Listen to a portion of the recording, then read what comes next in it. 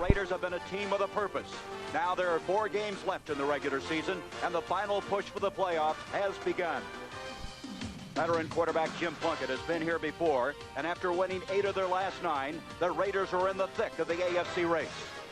It's the Raiders and Eagles, this time from the Los Angeles Memorial Coliseum. The Raiders come in today trailing the Broncos by 1 game in their bid to successfully defend their title. On the other hand, the Eagles are in the basement along with the St. Louis Cardinals. At least 2 teams will come out of this division into the playoffs. That would be the Giants and the Washington Redskins. Today the weather is just spectacular. Temperature at kickoff time 80 degrees. Hi everybody, I'm Gary Bender along with the coach Hank Stram. And Hank, the Raiders started out, they were 0-3. I think the Broncos had left them for dead, but they've gradually battled their way back in. I think it shows they're a good team under adversity. Well, their history has always been that, Gary. I think really they're a much better adversity team than they are a prosperity team. They don't stay in prosperity very well. The Eagles, on the other hand, they've lost 4 games by a total of 12 points. This is their 5th straight losing season. You'd think they wouldn't want to play a team like the Raiders, but yet they think it's going to be fun to play the Raiders today. Well, I think they want to play the Raiders because they think they are a tough team, and they know the Raiders are. It's going to be like watching Mike Tyson fight Mike Tyson. There's going to be a lot of heavy hitting, a lot of heavy blows, and a final analysis. It'll be a big play game, and I think the team that will be able to secure the best, pass block the better of the 2 teams, will eventually win this game. Well, Hank, you talk about security. The Eagles have not given. McFadden will be kicking off for the Eagles.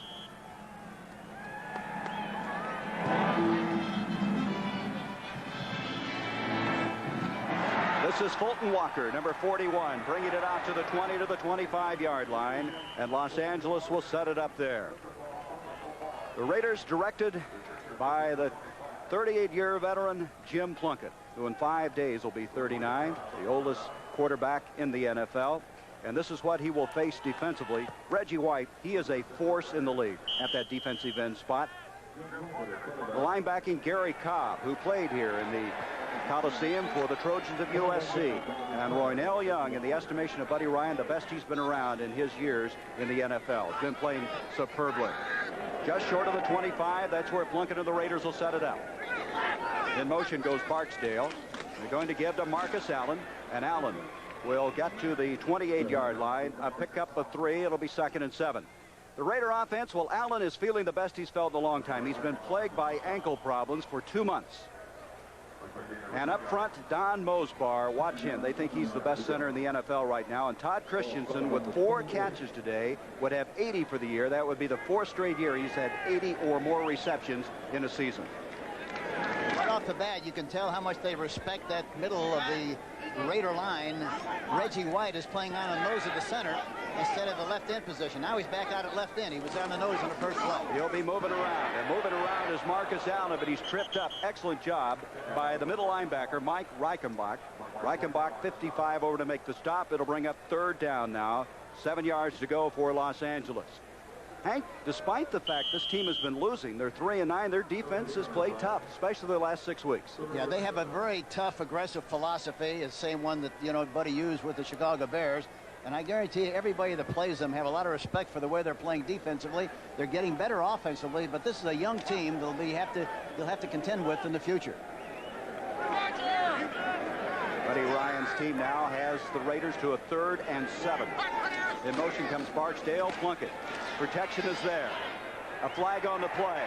And he overshoots Marcus Allen at the 40-yard line, but a penalty flag thrown at the line of scrimmage. And that's the kind of a game we're going to see here, Gary. We're going to see a lot of big play opportunities. Punt all that well a week ago Thursday. He had a 28 and a 7-yarder. We'll punt to this man, Greg Garrity.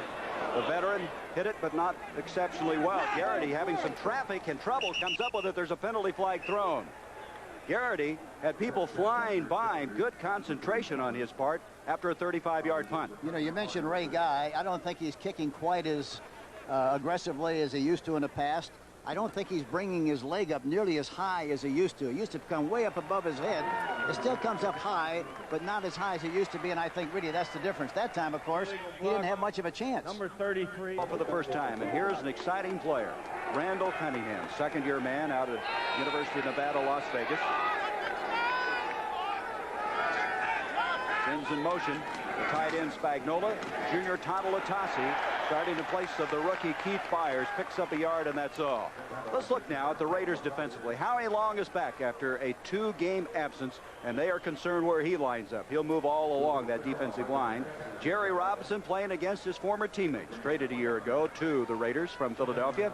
And back deep, Mike Haynes. The Eagles talked about him all day yesterday. They said he's like a shadow out there. He's such a great technician at that defensive back spot. And talking about a shadow, you're going to have to have somebody shadowing Cunningham most of the afternoon because he's a runner.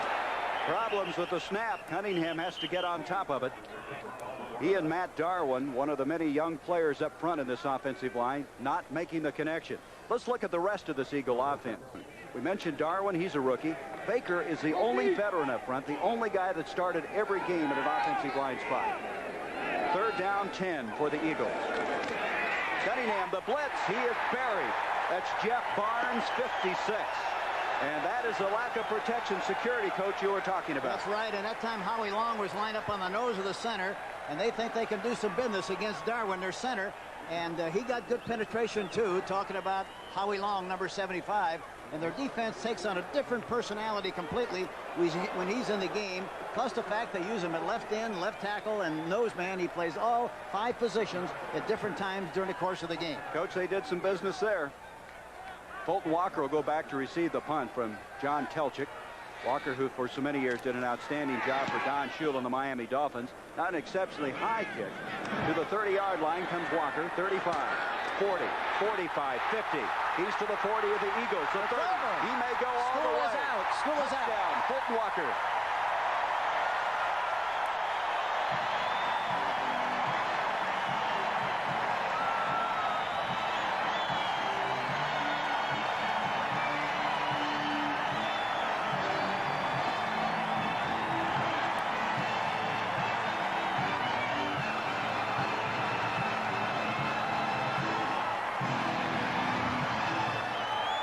Fulton Walker, who last year led the NFL in punt return yardage, just went 70 yards with that one.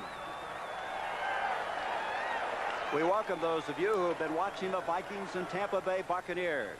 Just a moment ago, this guy, Fulton Walker, went 70 yards on the first punt of the game to give the Los Angeles Raiders a 6-0 lead. Chris Bard to add the point after. 7-0 now the score. And Stacy Turan made a nice block. Here you see Walker catch the ball number high, going down the left sideline. Let's see if we can see the block by Stacy Turan. We don't. But anyway, he makes a quick decision, goes right down the sideline, goes all the way for the touchdown. They change the scoreboard, 70 yards. Walker coming back. Here you see him.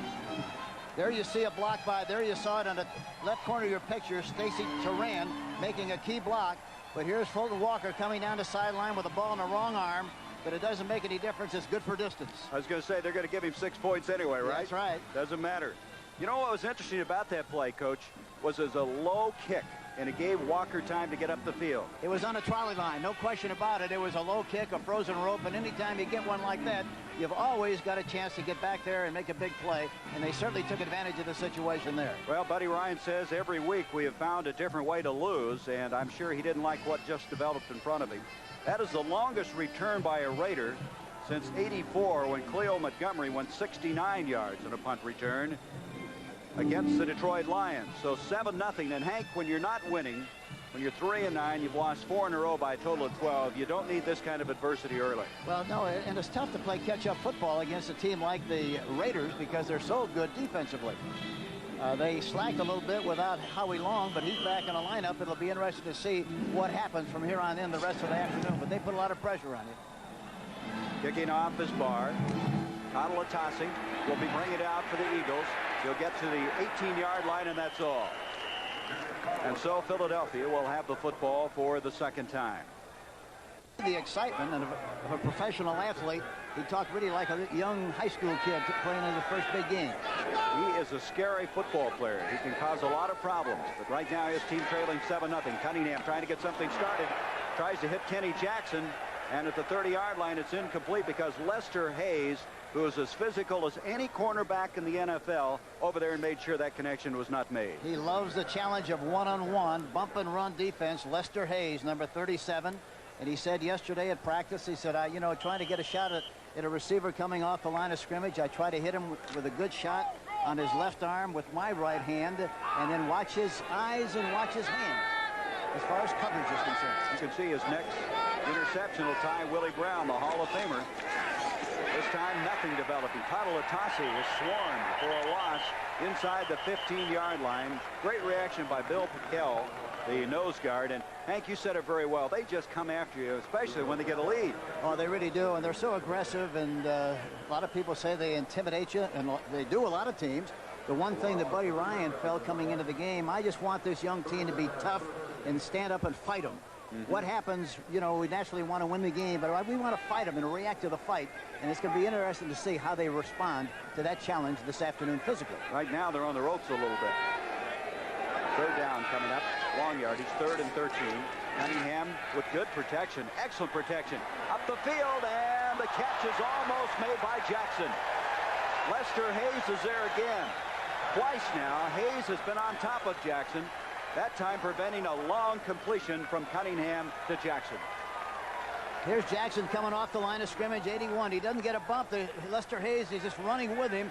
He's watching him. Now he takes a peek for the ball, which he doesn't do very often, and he loses a step, and the ball is right up on top, and it looked like it should have been caught. It came right over the top, but Lester Hayes made contact right about the time he was making the catch, and gets his right hand a little bit close to his neck, and he drops the ball. I think he obstructed his vision with that hand reaching out there. I think he did, yeah. Lester Hayes, who's 15 pounds lighter than a year ago, able to run with him on that play. Here's the punt now by Kalchik. Big rush. He got it high. Here's Fulton Walker. I wonder if he's caught his breath after the last punt return. He will fair catch the ball at the 38-yard line. A 47-yard punt that time by Telchik. So for a second week in a row, Philadelphia's given up a long punt. Getting better, too. They're doing something, too. With all those losses, they're hanging in there. Skins putting some pressure on the Giants, who play tomorrow night against San Francisco. First down now at the 38-yard line. Jim Plunkett setting up with the good protection. Near side, and Barksdale, Rod Barksdale, can't hang on. So the big play of this game, for those of you who joined us early or late in this game, was this play by Fulton Walker. And the key really is how decisive he was. He made a move. He got a good block in advance by Stacy Turan, number 30, but he goes all the way for the touchdown, and they go ahead after the extra point, 7-0.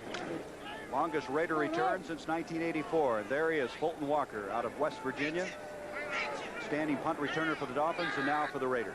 Second down 10 now for Los Angeles. And Reggie White is playing on the nose of the center to kind of fortify that inside and take care of Mosbar. And they do a good job that time. No real estate on the play. No real estate because Gary Cobb, 50, was there, stands him up, drives him back. Cobb playing very well for this Philadelphia team. He was the Sports Illustrated Defensive Player of the Week for his play against Atlanta earlier this year. In that game, he had 4 sacks.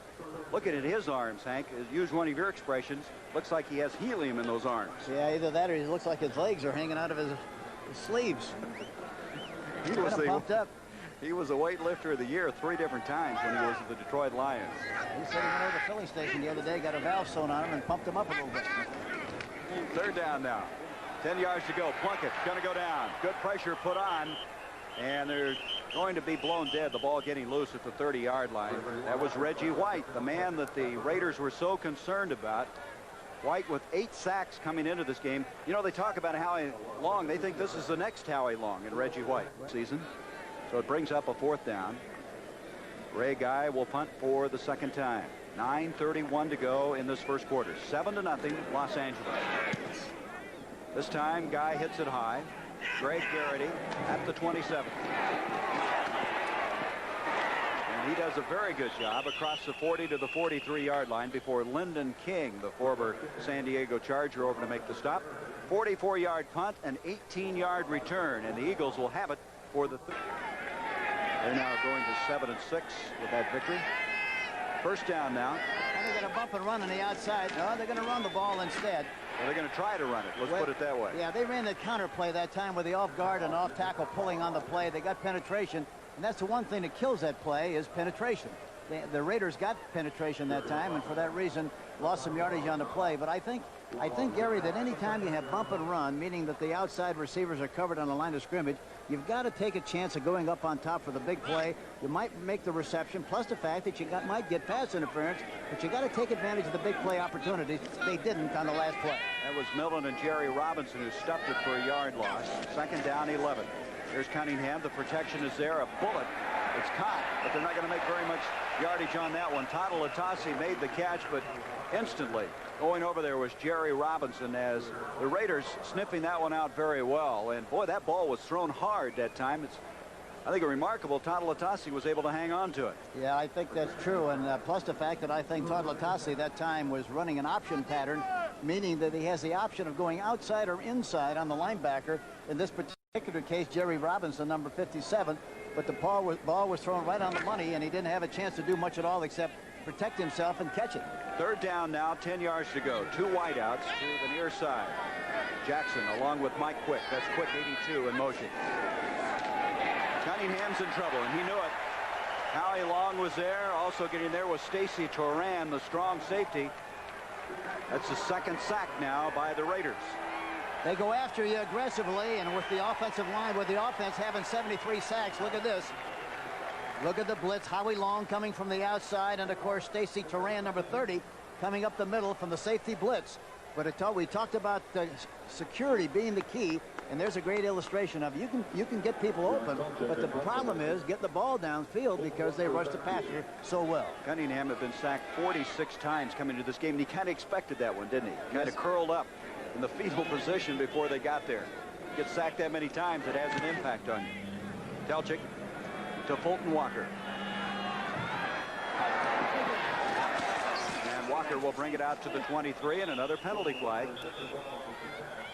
53-yard punt. Callum from Navy, who has a very busy schedule right now, playing for the Raiders and also serving for the United States Navy. Begins at 4:20 in the morning with a wake-up call. 8-hour work on the ship before he then comes to the Raiders practice site at 1:15. Practice till 2:30 in the practice, returning to the ship at 6 o'clock. 6:45 free time, and then he goes to bed at 9 o'clock. Eh? Pass the vitamin pills. I'm already tired. I know. I said, is it any easier now you're not having to study? He said, what do you mean? I'm busier than I was when I was at the academy. Coming out of there, the Raiders to the 15-yard line. Terry Hogue making the stop on this man, Marcus Allen.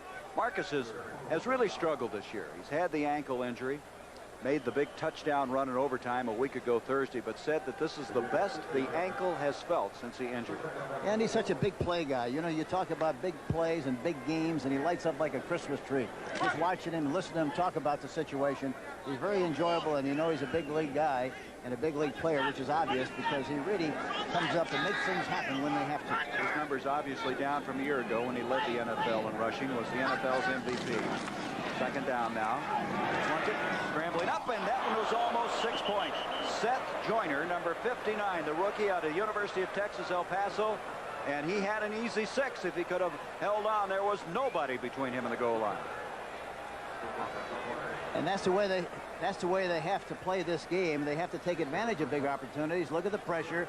Look at Clark, number 71, trying to get in there. They get pressure from the outside. He tosses the ball in the process, and Joyner was right there. Good anticipation, except he didn't catch the ball. They're very high on Joyner, an 8th-round draft pick, the rookie who they initially cut, then re-signed, and he's been starting the last 3 games. Neither one of the two teams have done very much at all on 1st and 10. On the 3rd down, Plunkett.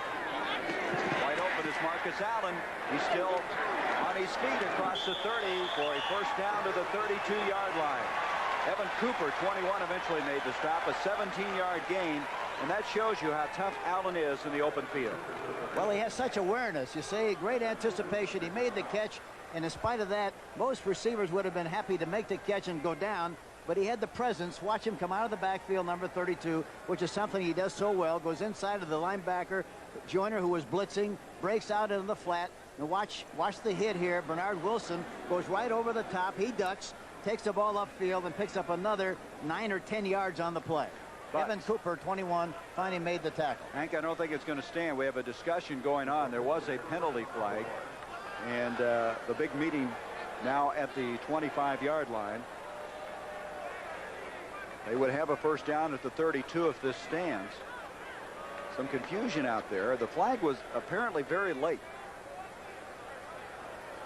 And, you know, we may have a replay coming up now. Would it be because Blanca was in the grass, do you suppose, when he stepped up in the pocket? Down.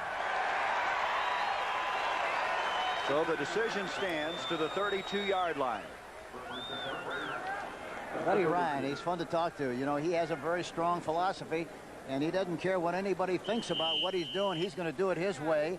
And I think, you know, the important thing is every team that we've talked to who has played or are going to play the Eagles, they all have high regard and great respect for what this young team is trying to get done, and they feel that, no question about it, they eventually will get it done. He speaks his piece, doesn't he? Yes, he does. He spits it out.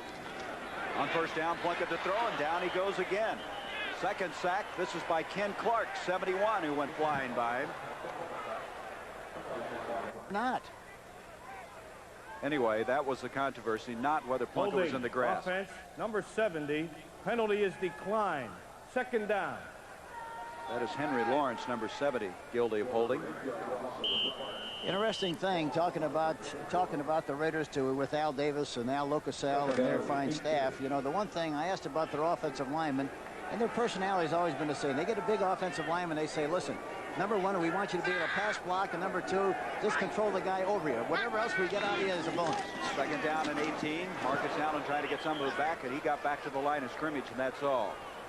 That time they, block 55. excuse me, that time they ran a counter play. They call it 16 counter OT with the off guard and the off tackle pulling, and that's something that they do not do very well. The linemen are big and strong. They do not pull nearly as well as they attack people straight ahead and pass block. Third down, still 18 yards to go. Not a lot of offense in this game. That pass completion to Allen was the initial first down of the game. Well, I mentioned earlier, this is a feast or famine kind of a game for both teams. They're going to look bad on some plays, and then they're going to make some big plays. But anytime you play as aggressively defensively, these two teams play. That's kind of a game it's going to be. At the 4:50 mark, Plunkett too tall for Frank Hawkins, the fullback. He cannot hang on. It'll bring up fourth down. Let's go to New York. The Bears beat the Eagles in overtime earlier this year, so they showing that they can win the tight ones. That's the big difference when you have a great year. You win the close games, and the average years you lose the close games. With that victory now, they will clinch the NFC Central Division. Another penalty flag as we have another punt, and Greg Garrity will bring it across the 35 to the 37-yard line. 42-yard punt that time, but again the penalty. I don't think we can punt the football, Coach. Looking for some offense. They've had the football 3 times, 3 plays and punted. They have a minus 17 yards in total offense thus far. They ought to try to go right up on top here right now. They got one-on-one coverage. Cunningham getting some pressure for the backside and some big pressures. He is dropped by Rod Martin for the backside. That's the ability of Cunningham, Hank, to roll around and to get some additional time, but still couldn't seem to find the man, and Rod Martin made him pay for it. Well, they moved the pocket trying to get some time, and here you see him rolling to his right. Look at the pressure coming up. Howie Long going to the outside, and watch Martin coming back from the backside, number 53, and gives him a shot right in the back. Here he comes again, number 53, Rod Martin. Watch him, almost knocked down, but maintains his balance and comes right back from the backside and gives him a little massage in the back and makes a sack. Not the kind of massage you want, I'll tell you. No, that's right. Second down coming up. The Raiders coming into this game with 45 sacks, third in the NFL. 32 of them by the defensive line.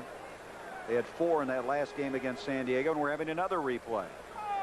You know, I think the other thing when you play against the Raiders, I think to make sure that you have maximum security and maximum protection, looking at the replay again to make a decision on what happened, on whether it was a forward pass or a fumble.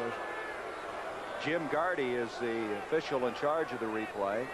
Now, whether or not they ruling that was an incomplete pass or a fumble or on that last tackle, we'll wait and see.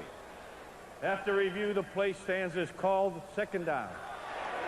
As an incomplete out, the verdict stands. It's second down, 10 yards to go. Now they got bump and run again. See, they got to keep both backs in and a tight end and make sure they have security.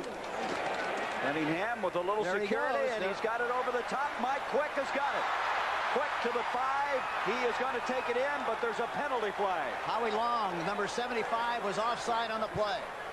Number 75, Howie Long. Mike Quick, the big play performer who led the NFC in receiving yardage a year ago, just latched onto one for 62 yards. Defense is in the neutral zone. A penalty will be declined. It's a touchdown. Howie Long, 75, would jump prematurely. And, of course, there you go again. That's what they have to do. Here it is, bump and run against the corner, Lester Hayes. And he got faked out coming off the ball, got a step behind from the very beginning. He's looking for the ball way sooner than he wants to, and it's all over. It's the Bye-Bye Blues touchdown. The Bye-Bye Blues, that's a hit tune this year, right? I think it is. Mike Quick, by the way, had Or a it will 70. He had a 75-yarder earlier this year against the Giants. This a 62-yard completion. And you talked about this game being feast or famine. We've certainly seen that, Hank, in this early going.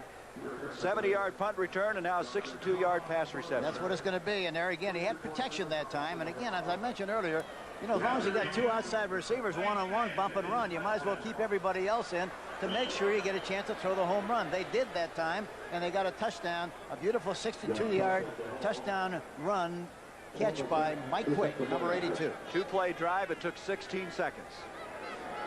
McFadden to attempt the point after. Telchik to hold. 4:18 to go in this first quarter. And McFadden has tied the game up. We're at 7 apiece. A game with no unusual first quarter of play. It's 7-7. Two big plays, two touchdowns with 4:18 left to go. Walker's 70-yard punt return, and just a moment ago, Mike Quick, 62 yards on the receiving end of a pass from Randall Cunningham, and that's where we stand right now.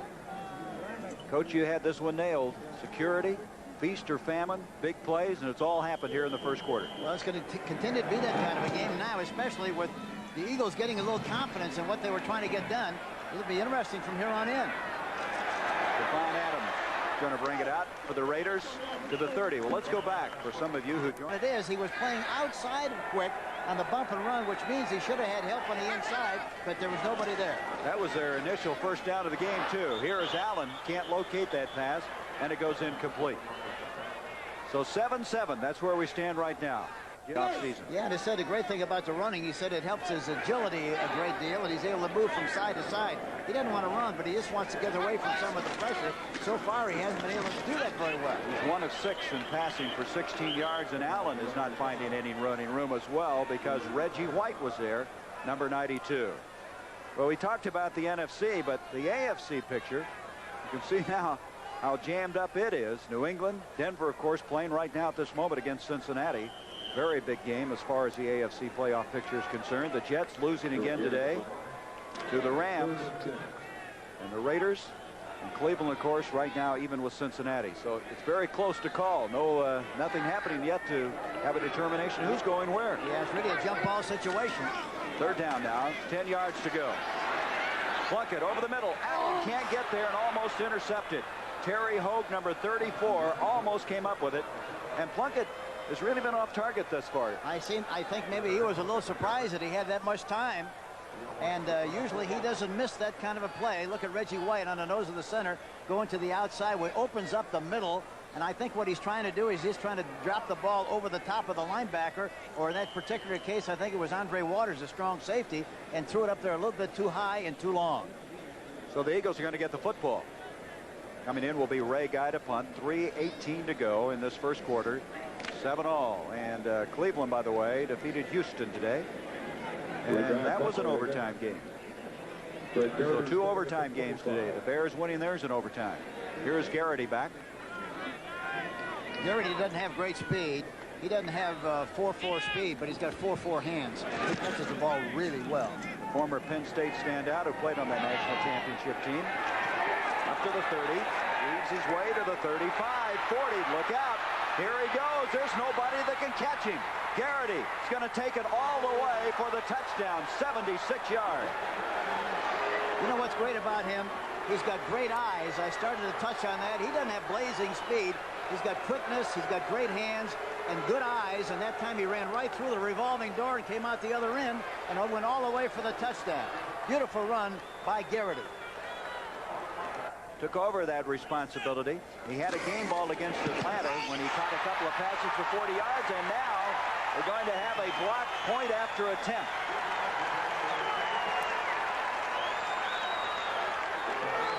Good pressure coming up the middle that time. Let's see if we can pick up who did it. Looks like somebody up on the right side, defensive right side, but I couldn't tell exactly. The lead, McFadden to kick off. Squibb, line drive affair. Caught short. That's Frank Hawkins, 27. And Hawkins will bring it out to the 40, so Los Angeles will have very good field position. Next Sunday on CBS Sports, our action starts with the NFL today. Then most of you will see the Giants at Washington. And those of you in Chicago and Tampa will see Tampa Bay at Chicago. Those of you in Michigan and the Pittsburgh area will see the Lions take on the Steelers. And those of you in Wisconsin and Minnesota will see the Vikings against the Packers. That's all next Sunday right here on CBS. Giants and Redskins. What a battle that will be. Of course, Washington still has to get by the San Francisco 49ers on Monday night. Oh, no. From the 40-yard line now, the Raiders trailing for the first time. 13-7, Philadelphia. Plunkett out to Marcus Allen. Allen with the stiff arm will get close to the 45. That's Seth Joyner, number 59, one-on-one with him. Let's leave it. Well, I guess you helped him get that job. Mark Mosley in the studio last week in the NFL today and been hired now by the Browns. I wonder if he gets 10%. Talking about Brent, he's the agent. Mosley doesn't know. He's allowed to get a little bill in the mail. Well, he got the job when Chris Barr's brother Matt was hurt. Matt shaken up, covering a kickoff, and as an end result now, Mark Mosley's got a job, and what a job he's done today. 3rd down, 7 coming up. Really great to see that because he's such a great kid and still an outstanding kicker. To be provided with an opportunity to kick again, it's great. Hank, we have now officially been told that Matt Millen was the guy that blocked the point after. Very difficult to pick it out, but officially that he'll be credited with that. They had to call the bench down there and ask who actually blocked it. 3rd down now. Here's a blitz. And Plunkett in trouble throwing off his back foot, but coming up with the ball. Fine catch is made by Doki Williams. There is another penalty flag. That would be enough for the 1st down if it stands. Hank, the thing you got to do is get your yard pickup, and the penalties against Philadelphia. Holding defense number 50. The penalty will be declined. It's 1st down. Gary Cobb, number 50, holding on the play. Watch him on the left part of your screen. He's got the hook. He held him, grabbed his left arm. I think in the process of trying to cover Todd Christensen, number 46. Boy, he explodes off the line of scrimmage. You need a hook to hold him. Well, the other thing's unusual. The Eagle philosophy, they'll cover a tight end with a linebacker instead of defensive backs. Marcus Allen hits off the right-hand side. Ball and a little fight going on now. Number 43 is Loynell Young for Philadelphia, and he's wrapped up with one of the Raiders. I tell you what, the Raiders are a tough team. I think we asked Tom Flores how he looks at him. He feels like we're warriors attacking all the time, and teams come in here and they try to meet that aggressiveness, and this happens sometimes. And I think that's a bad thing to do against the Raiders. I think you really got to keep your cool because they want you to start a fight. They want you to get involved in a physical reaction and physical action of some kind, and you're going to make a action by 85 on the defense and 20 on the 85 on the offense and 20 on the defense. It happened during the dead ball period. It's 2nd down. They offset. So it's Doki Williams and Andre Waters that got into this. Doki Williams, 85, and Andre Waters. There's a taffy pull right there. They're both yanking at each other. Either one of them never trying to make a pin there that time. Not doing much good. Not much leverage on that drop. It wouldn't be very good in the ring. I'm sorry, that's not Waters, though. No, 43. That's Loynell Young. Yep, that was not Waters. They had the wrong number. Here is Plunkett throwing, and very fine play by Terry Hogue, 34.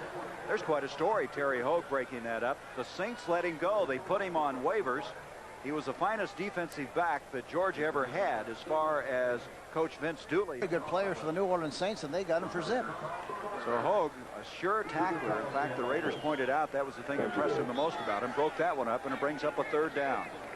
Third down, 8 yards to go. Plunkett has time. But nobody open. Good coverage. He's looking for Christensen, the tight end. He had double coverage on him. Nothing developed. 7-7 was our score. And then it was 13-7, the Eagles. And they had a point after block, which obviously could be very important as this game wears on. Here's Ray Guy with the punt, angling for the corner. And he did it. Oh, a sensational punt at the 4-yard line. 42 yards, strategically placed by the veteran of 14 years in the National Football League. Well, we talked about Napoleon McCallum. Yes. I got excited just listening talk about the Army-Navy game. Really and truly, it was exciting to see the enthusiasm that he had about the game. They're going to have to start this drive from the 4. Anthony Toney, the rookie from Texas A&M, gets a little operating room, gets it out to the 7-yard line. Toney getting his first starting call last week. He began the year on injured reserve because of a severe ankle problem, but played well last week, caught 5 passes, and he's one of those young players that Buddy Ryan is building his future on. Well, he's big and he's strong, you know, and he's got good balance. He's 6 foot, 227. Played his collegiate football at Texas A&M, but they like him very much because they think he's a complete player. He blocks well, runs well, catches the ball, and doesn't make many mistakes. From the 9-yard line now, second down, 6 yards to go. There's your time left in the first quarter.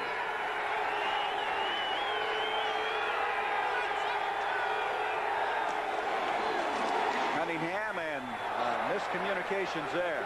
Ron Johnson, 85, the intended receiver. He went in, the ball went out, and it's a third down. I think they thought it was going to be man-for-man coverage, and it wasn't. It wound up being a double zone, which the Raiders do not do very often, but they deceived him on the coverage and almost came up with an interception because he misread what was taking place defensively. Ron Johnson was activated for this game. He was a very fine player in the Canadian Football League. So third down and 6 now for Philadelphia. Line of scrimmage just short of the 9. Here is Cunningham. Raiders talking about how tough he is. They think that comes from some of the good bloodlines of his brother Sam the Bam Cunningham. We might see a pick and go here if we get the right. No, they're not. Third and 6. He's in trouble. He got out of it. And he's going to try to get the first down, diving for it. Did he get it? He did, I believe. And that shows you his escapability, his ability to create something. Sean Jones caught up with him, and that's the reason they're excited about Cunningham. You never can have him contained. 7, Philadelphia for the lead. Line of scrimmage will be the 15-yard line. We've had a lot of replays. We've had a lot of penalties. And Hank, this game, the sun may set over the ocean here to the west of us before this one's over. I got a little news for you. We're probably going to need a miner's cap before this thing's over. Well, they want to be sure, right, Coach? That's right. Now, if you were on the sideline, you'd want to have some of those replays. I'm not arguing with that. That's right. That's part of the game. You got to make sure you're right. So Cunningham, after that outstanding effort of scrambling out of the pocket, has a first down. They got to go up on top again. See, here they come. And a bullet that's not going to make a connection. Kenny Jackson, and the intended receiver, across the 25. Well, there's nothing wrong with Randall's arm. He has an arm. A bullet was thrown that time. Put the arm and the speed and the size was a pretty good combination. You talk about a fastball pitcher. He can really zing it. And the old joke about, you know, you can throw it through a car wash and never get it wet. That's the way he throws the football. He really zings it. This is his 7th start of his career today. 3rd this season. He started last year, then Ron Jaworski took over, and he's out for the year with an injured tendon in his pinky of his throwing hand, and out for the rest of the year. So it's Randall's job the rest of the way. Second down, 10. And a fumble. Scramble going on. Cunningham has a piece of it, and they're going to give it to the Eagles. Good reaction by Cunningham to come back with a football. It'll bring up a third down. I'll tell you another thing. You don't see many quarterbacks going to jump in there and try to get possession of the ball in the bottom of the heap like he did that last time. Look at Jones, coming from the outside. Toney gets a piece of him, but he gets penetration, knocks the ball loose, and watch it pop out of there. And watch Cunningham, watch him come in after the ball.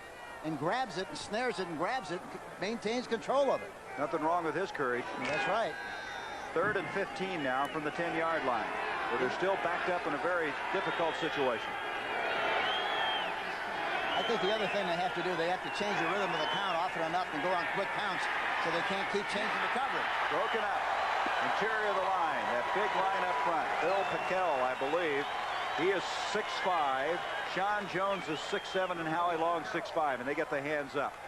Well, here's an update. As we mentioned, the Bears winning in overtime. The Redskins winning. The Rams winning. The Giants playing Monday night against the 49ers. And Washington and Chicago will pull it out today in the overtime. Kevin Butler with a field goal. And here now is Telchik to punt again. This kid's a great athlete, Telchik is. He really, Better hurry this one. He got it off. A low kick. Fulton Walker to the 40, and he'll be dropped there. Telchik fortunate to get that one away. He got a 44-yard punt out of it. 14-yard return because it was kicked so low. Dave Little was down to make the stop for the Eagles. And the Raiders, who trail at 13-7, have the football at the Eagles' 40. Second quarter leading that 14-10. The Raiders trailed the Broncos by 1 game at the beginning of today. Jim Plunkett and his team with the best field position to start any drive thus far. Plunkett does not make the connection. That is Jesse Hester, number 84, the intended receiver. But look at the AFC. I thought you said it very well, Coach. It's a jump ball right now. Look at this. New England, Denver, Cleveland, the Jets, Raiders, Cincinnati. It's a log jam. You know, the way the Cleveland team is playing right now, you might have to say that they might be the best team of the whole bunch right now in that Eastern Division, but I still think the Raiders are going to be the team to beat when it's all said and done. Well, they've got the favorable schedule from here on as opposed to Denver. Plunkett now 3 of 12 for 28 yards, and he tries to go over the top. He's got Hester. Hester is going to take it in, touchdown, but another penalty flag.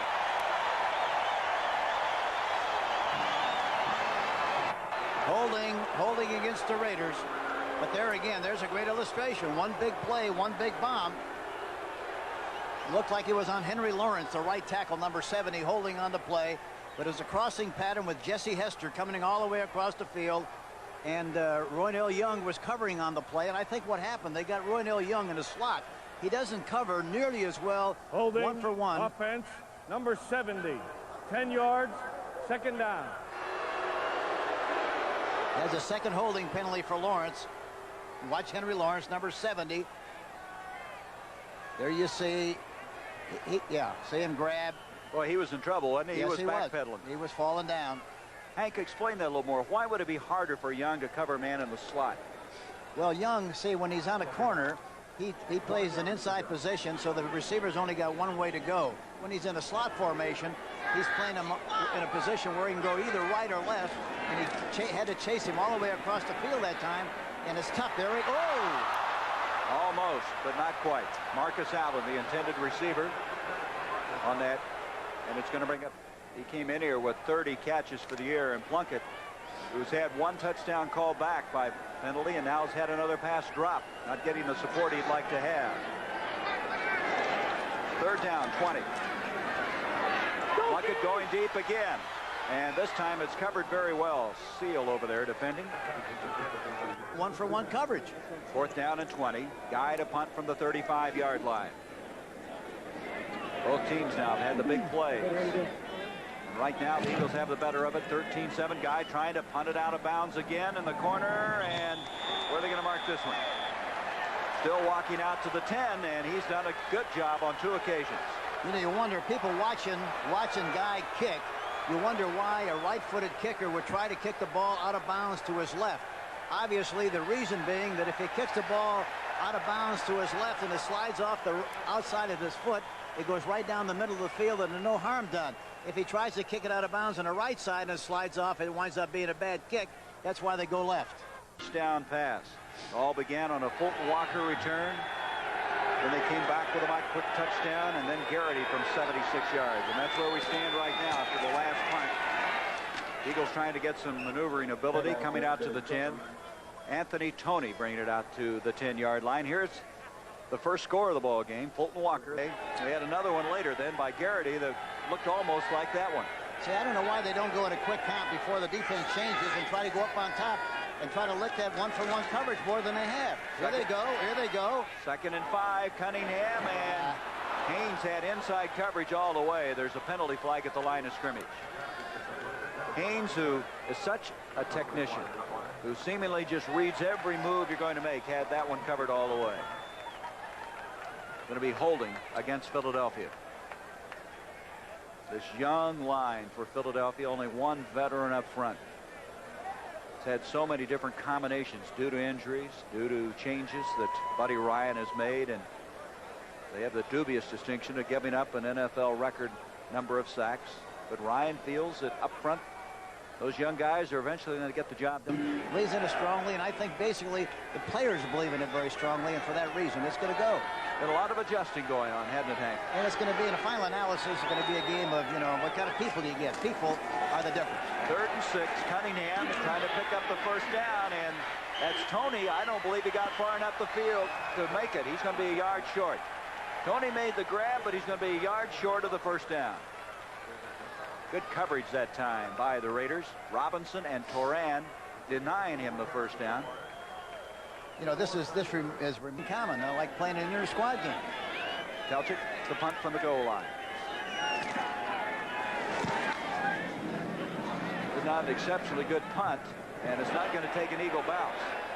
And so Philadelphia will ground the ball at their own 43-yard line. They did not get a break on that one. Ends up being a 27-yard punt by Telchik.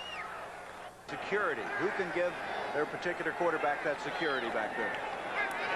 Who can block those knockout shots? First down now for the Raiders. Marcus Allen coming off the left-hand side will make it to the 35-yard line. Andre Waters, number 20, made the stop. Well, we showed you Fulton Walker. Now let's show you the second touchdown pass for the Philadelphia Eagles. 2nd down and 3. Frank Hawkins, the fullback, trying to get the first down yardage. Terry Hogue was over there first to make the stop, and then the third big. Yeah, they say he's the glue that keeps it together, plus the fact that he's very bright, knows how to pick up blitzes and all the people that are coming usually to try to stop Plunkett, but he's very good at that. Plunkett trying to make a connection, and they will not, as that time Dokie Williams not able to hang on.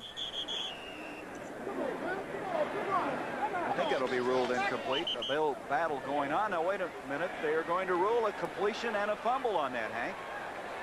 I didn't think Williams had it long enough. Let's look at it again. You got to have both feet on the ground and have possession. Let's see what he does.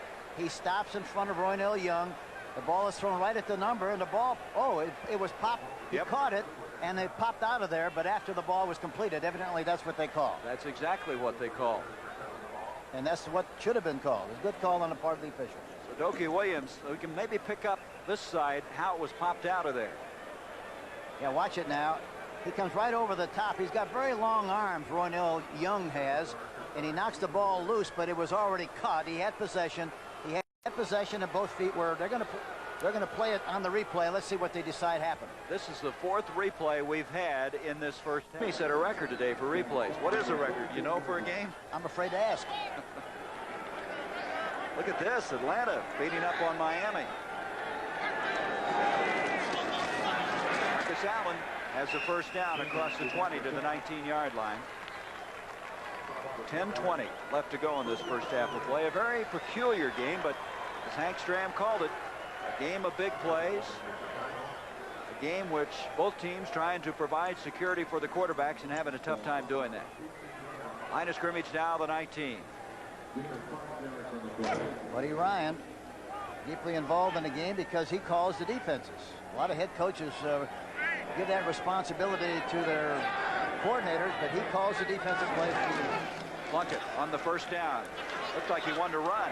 Now scrambling out of there. End zone. It's too long. Intended for Dokie Williams.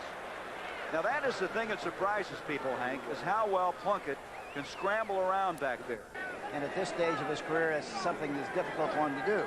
Well, he's had 10 operations in his 16-year career. And very wise quarterback after all that. 2nd and 10. And the ball is dropped by Hester. Plunkett has had some passes on target. Remember earlier Marcus Allen dropped one? This is the 4th drop of the game now. But look how well he threw this ball because he threw it with his legs. Look at on the left side, bump and run. On the far side, 21, Evan Cooper. And look at Hester coming across, man-for-man coverage. The ball is right there. He tries to bring it down, and in the process, looked like it had peanut butter on it, slipped right down through. Either that or Vaseline. Yep. Hester, second-year man out of Florida State. Well, that's 3 big play opportunities that the Raiders have blown. 3rd down now, 10. And this time, nothing develops as they tried to send Allen up the middle, and Dwayne Giles, 53, second-year man from Texas Tech, bulldogged him down, and that'll bring up a 4th down. Kind of an interesting call, wasn't it? 3rd down and 10, tried to cross him up and didn't fool anybody. No, that's the first, you know, as much as they've thrown the ball, you know, maybe that would have been a good play because they expected to pass and they thought they could get by with a draw play, and they played it perfectly. Chris Barr, who just found out this weekend he passed his bar exam to practice law, will be attempting this one, a 38-yarder. And he passed it the first time. That's really something. It's not easy. 38-yard attempt by Barr.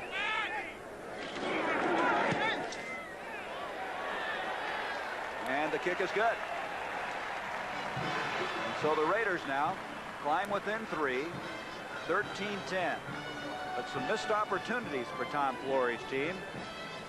He wanted 7, and he comes away with 3. But I tell you, 13-10 now, Philadelphia. There's some indecision there, and they're going to have to down the football and bring it out the 20-yard line. Well, Flores came in that year because now Randall Cunningham, his team leading by 3 at the 20. Play action fake. Pass is completed to Untitled Chapter. And the rookie from Washington State does a good job of getting that football out to the 28-yard line. Lester Hayes knocks him out. Talking to being a Raider fan, this guy was Untitled Chapter. He grew up next to the Alameda Coliseum in Oakland when they were back in the days of the Oakland Raiders. And the native of America Samoa is said it's kind of interesting to come back and play against the silver and black now. Yeah, the other thing that was interesting, he said, I was a great fan of the Raiders, and then when they moved, I was mad just like everybody else, and I became a 49er fan. That was Philadelphia's first completion on their 1st down thus far. It's 2nd down and 2 yards to go, and this is Tony picking up the 1st down for the Eagles out to the 32-yard this season. Yeah, it's incredible to make that many changes and still be moving along and playing very close to most teams they played all year long. Penalty flags, movement along the line of scrimmage. Howie Long was moving. Number 75. Let's see if he was drawn off.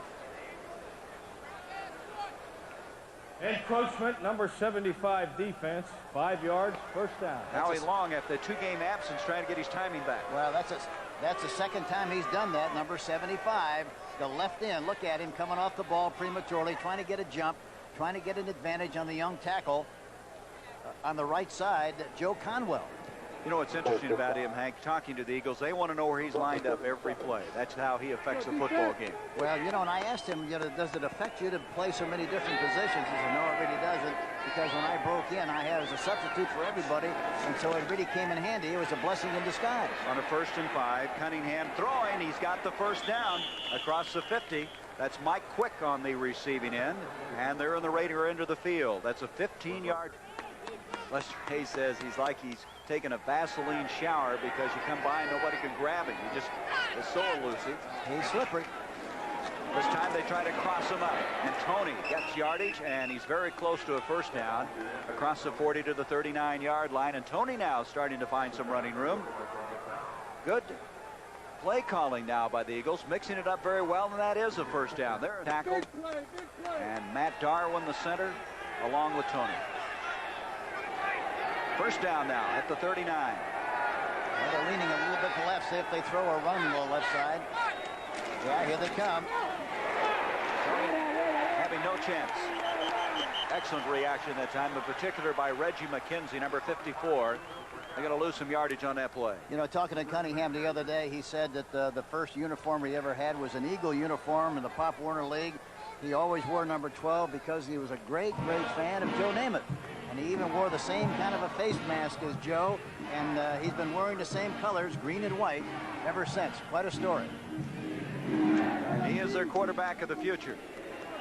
on the line of scrimmage. Should say the present right now because of the injury to Jaworski. And he said to the receivers, run your patterns right because I don't want any of those long-distance sacks. 2nd and 13 now after the loss on the last play. See his speed, his escapability, and he gets to the 40. Still going to be about 2 yards short of the original line of scrimmage. Bill Pickell was over there to make the stop. The difference in his mentality as far as being a young quarterback, see, most quarterbacks in that particular case would run and escape with the idea of throwing the football.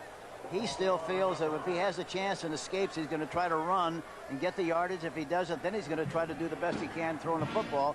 But the priorities are a little different at this young stage of his career.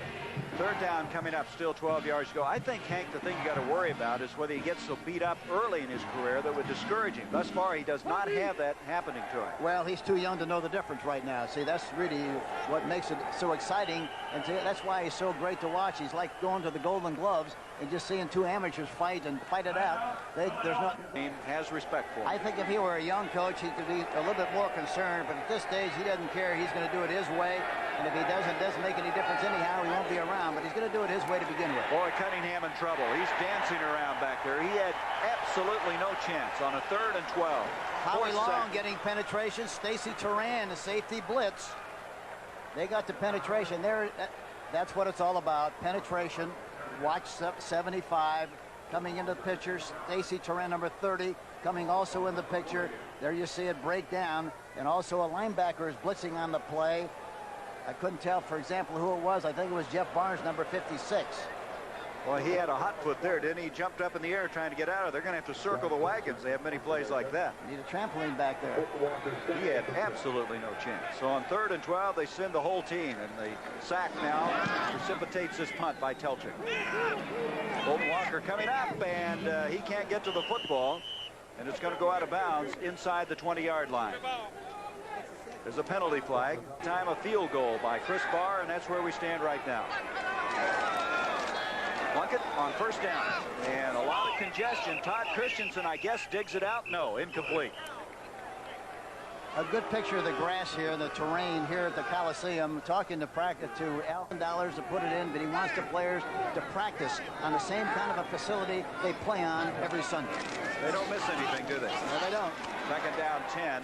Marcus Allen gets 5 yards out to the 25-yard line. Gary Cobb made the stop. I'll tell you something that surprised me this week, Hank. I got to confess. I'd heard about when you go in to visit the Raiders that sometimes it's difficult to do this and that, but they liked you. They were opened up put the red carpet down for us this week, took care of us. I firmly convinced that they don't want people to realize that they are good people. They are basically great people. Al Davis, to get a good shot of him up in the press box, but he's concerned about winning and does a great job in that area. But those people are a lot better people than people give them credit for being.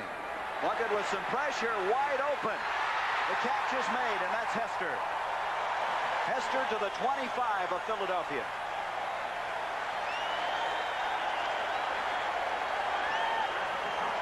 Jesse Hester.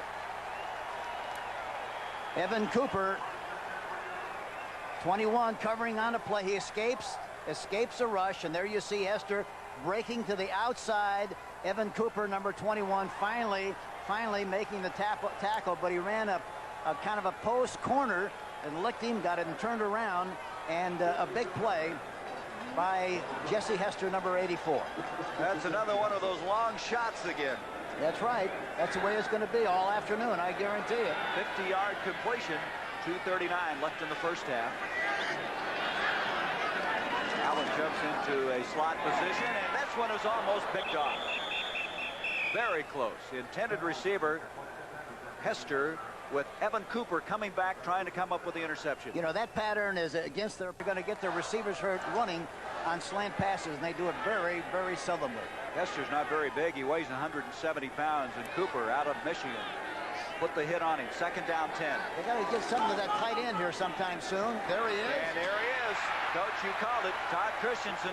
They'd only thrown his direction twice before. He makes this catch. 1st down. Hogue and Waters make the stop. The other thing the Eagles like to do, they like to cover a tight end regardless who he is. They like to cover him with a linebacker. In that particular case, I think they covered him with Andre Waters. But in spite of that, he has such a great burst coming off the line of scrimmage that he's going to make a lot of big plays. We come to the 2-minute warning. Christensen, a powerful team at the end of the season, you have to start getting better and better and better, and it's almost like you get on a roll. And right now, we're playing well. After an 0-3 start, we had to play well just to survive. And they're doing more in surviving right now. They have a first down to the 14. Marcus Allen to the 10, and he'll get to the 8-yard line before he's knocked out of bounds. Mickey Marvin pulling out and leading on that particular play. 8-yard line area. You see the time remaining, 1:54 in this first half of play. And they call Raiders that, down by 3. excuse me, Gary, they call that play 17 counter OT, which means it's a counter play, and the off guard, Mickey Marvin and Henry Lawrence, OT, off guard and tackle, pull on the play. Second down, 5. They can get a first and goal just inside the 4. Well, they got a bump and run on Cooper, Evan Cooper on the left side. See if he tries to go up on top. Now they're backing off. They're going to run it again. And Allen will get to the 5. He's just short of a first and goal, it appears. We're to bring up a third down, a yard to go. 3 timeouts left by the Raiders. Overtime games, which they'll update for you.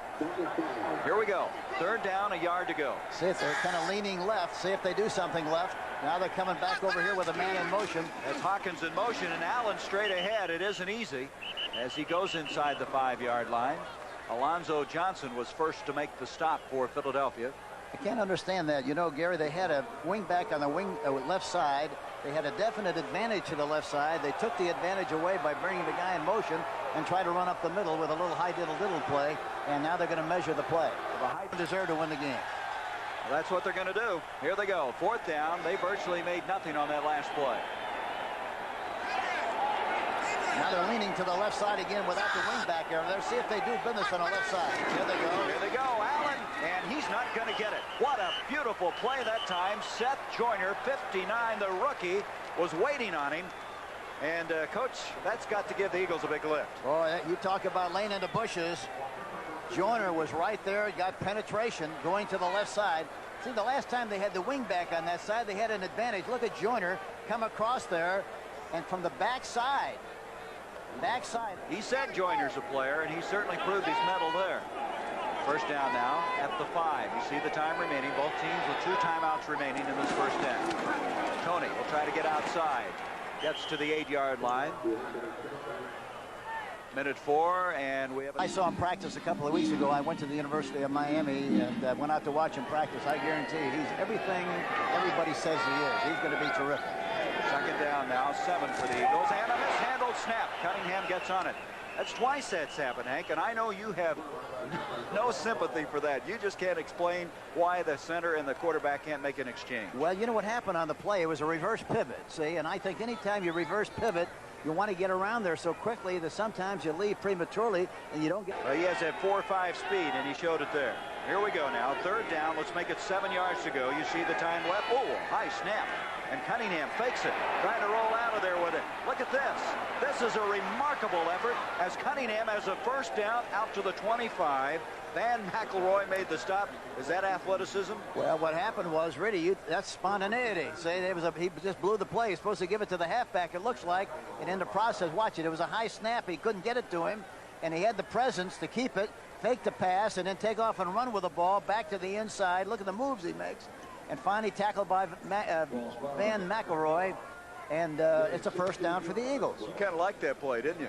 I mean, that shows you what he can do to you. You think you've got him bobbled up, and all of a sudden, here he comes. Well, that's kind of a recess football play. That's kind of a play we used to run at Lou Wallace during our recess. That's a 16-yard gain. Here's Cunningham double pumping, throwing to near side, and out of bounds with the reception is Mike Quick. Standing athletic move by Randall Cunningham. They're just going to try to throw the ball. Let's see if they try to just throw the ball upfield, try to get a big play, pass interference or something. Instead, they get the incompletion, and we have come to the end of this first half of play. The score, the Eagles 13, the Raiders 10.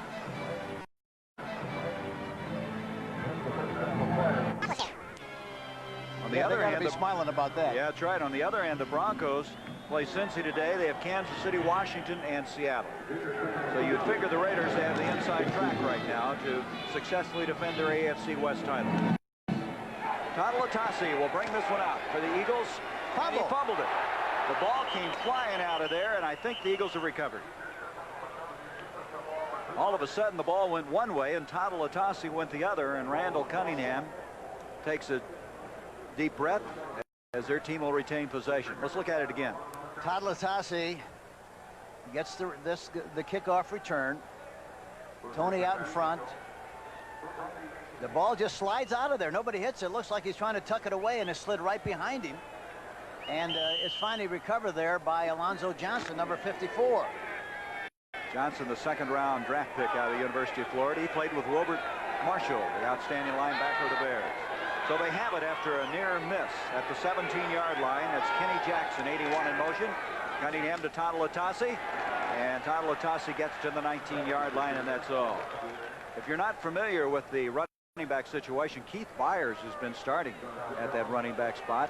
But Byers has still been favoring the foot, has not shown the ability they saw in college. As an end result, Todd Latasi was put back into the starting lineup. And Hank, I think it's an understatement to say that Keith Byers was not happy about that development. But they're still hoping that they can get him back to where he was when he was in college. Well, I think he is. He's squeaking a little bit about it because he thinks that he just hadn't carried the ball often enough. He's a back that used to carry the ball 25, 30 times a game. On a 2nd down 8, a pass intended for Quick. He and Van McElroy collide on the far side, and it's incomplete. It'll be 3rd down and 8 yards to go. This, interestingly enough, Hank, and it was hard for me to believe, but for the 4th time in NFL history, there have been 2 punt returns for a touchdown by 2 different teams. You'd think that would have happened more often than that, wouldn't you? Look at them, 52, 66, and 79. Philadelphia involved in one of those. Kansas City, do you remember this? Yeah, Nolan Smith. Yes, sir. Nolan Smith. Supernat, huh? Yeah, the Supernat did that. Sure did. 3rd down and 8. You'd think that would have happened more, though, wouldn't you? Yeah, I was surprised at that stat. I really was.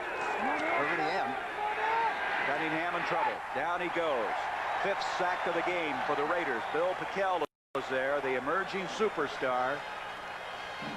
So it's going to bring up a 4th down. Let's go to New York. Telchik will punt to Fulton Walker, and of course the Eagles have got to be concerned about him. 13-10 Philadelphia as they have stalled on their first series of the 2nd half. Big rush. Walker's going to let it hit and go out of bounds, and the Eagles are going to come out of there in pretty good position. Midfield stripe. Looked like with everybody coming after it, they just couldn't get the return set up. As an end result, it's going to come out to the 50, and that's where they'll have it.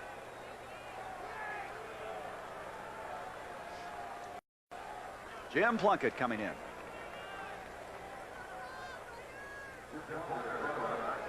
The Raiders set up at the midfield stripe, and Hester now is in at the wide receiver spot, as is Dokie Williams.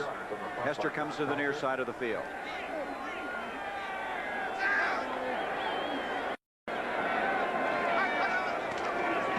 Plunkett on a play action. Lots of time. Freezes those linebackers. Hester, touchdown.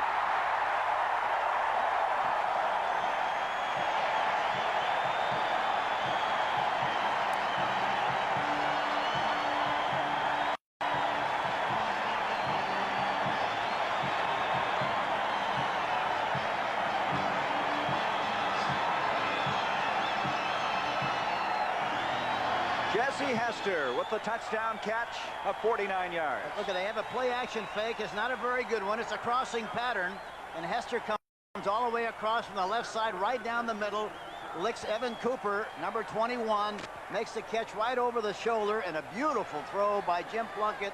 The key being security. He had plenty of time to throw the ball and get it where he had to throw it. And again, it's one of those airplane plays. You know, he's fast, he's lightning, and he got behind Cooper and made the catch. Chris Barr adds a point after, and it's a 17-13 lead for the Raiders. We'll be back. Airplanes on this team. They got Jesse Hester averaging 23.1, Barksdale 25.3, and Williams 20.2. And here is Tyler Latasi bringing the ball out to the 19-yard line. And so the Eagles, trailing for the second time, they trailed 7-0, tied it up at a 13-7 lead, 13-10, and now trail 17-13. For those winning the NFC Central Division title. Just short of the 20-yard line now. First down, Philadelphia, trailing 17-13. Talatasi in motion. Cunningham adds the security, gets it out to Quick, and Quick very close to a first down out to the 30. Mike Quick, who had that 62-yard touchdown catch in the first half. Just short of the there by Van McElroy, number 26. They give him the first down. He did have it just across the 30. First down now for Philadelphia. He has 4 catches for 95 yards in this game. Tough sledding up the middle that time for the Eagles. It'll bring up a second down. Buddy Ryan says this game and next week's game against the Los Angeles Rams will determine who's going to be coming back next year with this football team. Going to find out the kind of football team we have. And he's weeded out a lot of people this year, sent a lot of veterans scurrying and playing with some young players. Well, he's got to feel good about the way this young team is playing and accepting the challenge of this afternoon's contest. 2nd and 7. Cunningham in trouble. He got out of there. Penalty flag. I don't know how he got out of there. He makes it back to about the 33-yard line. Reggie McKenzie eventually made the tackle. They call the grasp or holding? Holding. Holding against the Los Angeles Raiders. Huh. I don't know how Cunningham got it. Yeah. Anyway, it's going to be a first down for Philadelphia. Sets it up at the 37-yard line. It's hard to figure that one out. Looks like we have an offside now against Los Angeles. Cunningham scrambling out. Look out. Comes out to the 45. Penalty flag across the 50. This one's going to go against the Raiders. Stacy Turan, that time the safety blitz, got across the line of scrimmage prematurely, and that's the penalty on the play. Number 30, Stacy Turan, trying to anticipate the blitz. But they will not take that penalty because he picks up the first down all the way to the 49. Hank, you get the feeling that he can almost do that. Anticipate the count and didn't anticipate properly. And look at Cunningham. I tell you, he's something. And the other great thing about him is he's always falling forward. Yep. Well, he's 6'4", weighs about 195 pounds. He can take some of that punch. Well, he just lies down. He's got a first down. Talatasi trying to go somewhere. No place to go. A little delay. He got back maybe to the line of scrimmage before he was grounded. Silver and black all around. 11 yards to go. 17-13. The Raiders with the lead. 10-17 to go in the third quarter. Cunningham, protection is there, and Talatasi can't hang on. That was Jerry Robinson, number 57, defending on the play. It's going to bring up 3rd and 11. And the Raiders are doing something they don't do very often. They double cover the outside people, and for that reason, the tight end was wide open down the middle, and anything in the middle area, when they can recognize that defense, should be very effective. Well, they have an effective tight end, too, and John Spagnola, who has 30 catches. There he's been sacked 4 times on 3rd down, and we come to a 3rd and 11. I asked him yesterday, Spagnola, well, how does Cunningham playing quarterback affect your play? He said he gets me in shape because I have to run all over the place trying to figure out where he's going to throw the ball from. That's right. 3rd down, 11. They pick up the pressure. The pass intended for Ron Johnson. He cannot get to it. Haynes defending on the play. Let's go back to New York. Atlanta was having trouble scoring some points. Looks like they're getting the job done today against Miami. They played a terrible game last week. They really looked out of character. It didn't look like their team at all. Evidently, they're playing better today. Well, some people have been getting healthy against that Miami defense this season. There's a penalty flag. You wouldn't expect anything else, would you? Stelchik punts this one, and that ball just did make it into the end zone for the touchback. But let's see what this penalty flag's all about. Hank, can they come up with a new rule to offset all these penalties on punts? Well, they keep changing it. You know, you can't block below the waist. You can't, you know, all those things. And as a result, you know, people don't realize how tough it is. Ohio State, he's very disappointed. He's been taken out of the starting lineup in place of junior Talatasi. Well, he hasn't carried the ball but 10 times a game, you know, and I think that kind of a back who runs 30 times a game, used to that kind of running, it's very difficult for him to make that adjustment, only carrying 10 times a game. Allen hitting for a couple of yards. There's a penalty flag. To get back to that, though, Byers was complaining this week, Hank, that he And they think he's going to be a great prospect, but he has to go through training camp and go through the process before he's going to be ready to play. Here is Plunkett being sacked. That's the third, and Reggie White was there, number 92. There was no flag on that last play. They picked it up, but this down. And he's been around a lot of good ones in the years with the Bears. Third down now, 16 yards to go. Plunkett from the 5. Pressure coming, and Greg Brown spins him around. Check that. Clyde Simmons, number 96, spins him around and drops him. He is a rookie out of Western Carolina, who they put in on that nickel him as soon as possible. He's kind of limping and walking on his own power as he comes to the bench to the near side. Guy's got to be careful, doesn't back out to the safety. Big rush on him. Not a particularly good kick, and Garrity with a courageous move coming up and fielding a very difficult punt at the 35-yard line. And Hank, that's those sure hands you've been talking about. Garrity kept that from being a ball that might have bounced up the field another 20 yards. I tell you feel very comfortable with him back there at the safety position. A lot of guys frighten you to death, but he's, you know, he gives you that stability that you seek. He's going to catch the ball off the turf and roll down the field for a big play. All right, at the 35, first down. Testing the middle again is Tony, and he's shoved back. Might have gotten a yard, and that's all if he got that. So to bring up a second down. Bikel, and he has a questionable status from the 35. No gain on that last play. 2nd and 10. I don't know why they don't go in a quick count and get the ball up on top. Here again, they got bump and run. Cunningham scrambling out. Here he goes. And he lofts it over. And the catch is made by Byers, who's just checked into the game. Keith Byers comes in, catches it, and that is a 17-yard pickup. It's a pretty good touch on that pass by Cunningham. Terrific touch. He laid it right over the top. And, of course, that's a good way for Byers to get into the game by making a catch right off the bat. It should motivate him to be a terrific player for the Eagles. That could give him that confidence. You never know. You're right. First down now inside the 20. Cunningham looking up the middle, and it's Spagnola, the tight end. Spagnola dragging people with him. And he has a 1st and goal inside the 5-yard line. And Spagnola, who in the past 2 years has caught 129 balls, just caught one here for 14 yards. And he made a great move that time. He came off the line of scrimmage, and you got to remember they're harassed quite a bit coming off the tight ends. They got a linebacker they have to fight through. He started to go into the middle area, saw there was a linebacker there, stopped and went back to the outside, and the ball was thrown right on the money at the numbers, and he makes a great catch. Impressive drive right now by the Eagles. 1st and goal inside the 5-yard line. They're leaning right. Cunningham rolling right. He's going to try to run it. He's tripped up. He fumbled the football. The Raiders. No, wait a minute. They're ruling it down. They say he was down when the ball came loose. So they'll have it at the 5. Let's look at it again, Coach. They were leaning that way. By that I mean the backs were tilted a little bit to the right. Looks like something was going to happen right side. He's running to the right, starts to see the crack, and he's down. The ground cannot create a fumble, and that's the rule, and that was a good call on the part of the official. Watch him going to the right side. Hayden, the left guard, is pulling on the play. He gets tripped up. The ball hits the ground. The ground created the fumble, and that's why it is called dead. No question. 2nd down and goal from the 5. Cunningham looking for some help. And he throws it, and the catch is made for the touchdown by Mike Quick. Did you see the way he threw that ball?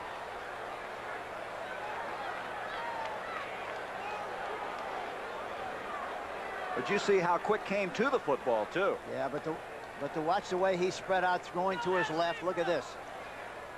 Look at this. He's back in the pocket looking to the right. Now he goes back. Look at where his feet are. They're parallel. He throws the ball across the field like a frozen rope. Mike Haynes is covering on the play, and it's tough to beat him. And in spite of that, Quick made the catch, and they have another touchdown. And his 2nd touchdown catch of the day. In fact, point after attempt, he had one blocked earlier, but this time he gets it. 5 plays, 35 yards. Quick has 5 catches, 100 yards, and 2 touchdowns. And Quick caught a pass against the guy that he respects more than any other corner in the National Football League, and that is Mike Haynes. A lot of people respect him, Coach. You're right. There's McFadden kicking off. Devon Adams going to bring it out. And he's not going to get very far to the 19. But it was 13-10 and half in favor of the Eagles. So we stand right now with a 3-point game in favor of Philadelphia. Line of scrimmage just short of the 20 for Jim Plunkett. Plunkett with some pressure, hit from the backside. Wide open is Hester. Touchdown. 80 yards.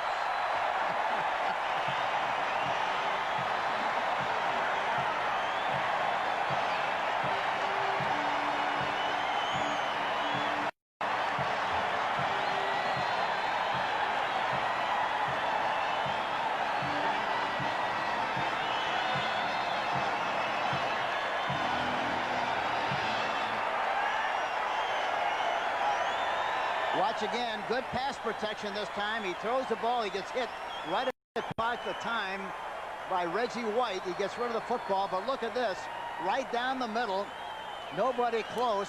I don't know what happened on the coverage that time, Gary. You know, the one thing about the Eagles, they gamble an awful lot, and a lot of times they have man-for-man coverage without anybody in the hole to protect that. Why that time there was nobody to help in the middle, and as a result, he outran everybody. The ball was right on the money. Touchdown, the Raiders. They gambled and lost. Chris Barr, point after attempt. 24-20 now in favor of the Raiders. The big plays continue. What an interesting football game we have here in the Coliseum. Only 28 seconds expiring off of the game clock. Cunningham to Quick, and this guy Hester just caught one. They now officially say it's 81 yards, the longest touchdown of the year for the Los Angeles Raiders. And Hester for the game has 3 catches for 180 yards, 2 touchdowns. He and Quick are having a kind of a one-on-one battle right now, trying to best each other. Al Davis had to be all smiles up there in the press box. He loves those big plays. Bringing it out now, the Eagles, out to the 20-yard line. That was Charles Crawford, the rookie, and here comes Quick. We mentioned the game that Jesse Hester's having, and Mike Quick, look at his stats. 5 for 100 yards, 2 touchdowns, and bang, bang, it's back to a 4-point lead for the Raiders. Seesaw affair. Seems though they have one-upsmanship going into this football game. Who can have a bigger play than the other? And Atlanta with 20 points in their game, and that's got to be very pleasing to Dan Henning's team. Here we go again from the 20.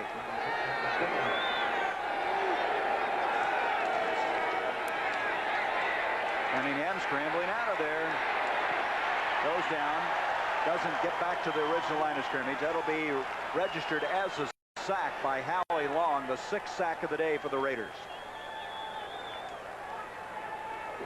Well, we talked about Quick and Hester. Let's put them alongside each other to show you what they've done thus far. Have they impacted this game or what? And we knew it. Quick 5 for 100, 2 touchdowns. Hester 3 for 180 and 2 touchdowns. They're both like the Concorde. An airplane, they can fly, huh? Yep. A couple of flyers. 2nd down now. 12 yards to go. Cunningham, good protection. Throwing it off to the far side. Nothing developing on that play. Byers is grounded instantaneously by Jerry Robinson. Robinson runs so well for a linebacker. Oh, he really does, and he understands now the scheme of things here. They used to be involved in so much zone. Now he's in man-for-man, and he likes to challenge a man-for-man coverage. Now he's got some time in the pocket. He starts to cave in. Jones in an outside, and there's Robinson making a very good outside one-on-one in the field tackle. Jerry Robinson, number 57. They acquired him last year from Philadelphia for a number 2 draft pick, which they used to select Alonzo Johnson this year. Robinson, a 3-time All-American at UCLA. They retired his jersey.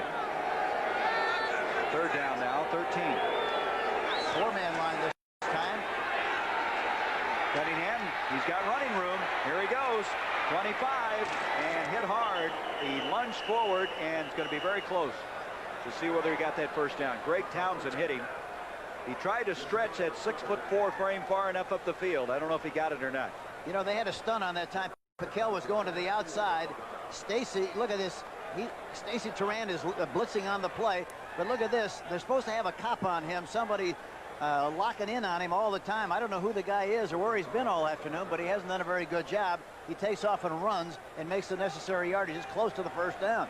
Yeah, they call that a spy sometimes, don't they? You call it a cop, but a spy who will stay there. He did get it, and that 6'4" frame paid off. Well, the Raiders call it a lock. We're going to put a lock on somebody. Yeah, used to an awful lot back in the days of the American Football League. That's a good point, Hank. That's the way it used to be, with the one-on-one challenge and up and down the field. Interesting. Cunningham in trouble. Down he goes. Another sack. It's Pickell again. 7 sacks. You can see why they give up so many, because Cunningham always running around back there trying to get some advantage by doing that. Goes down again.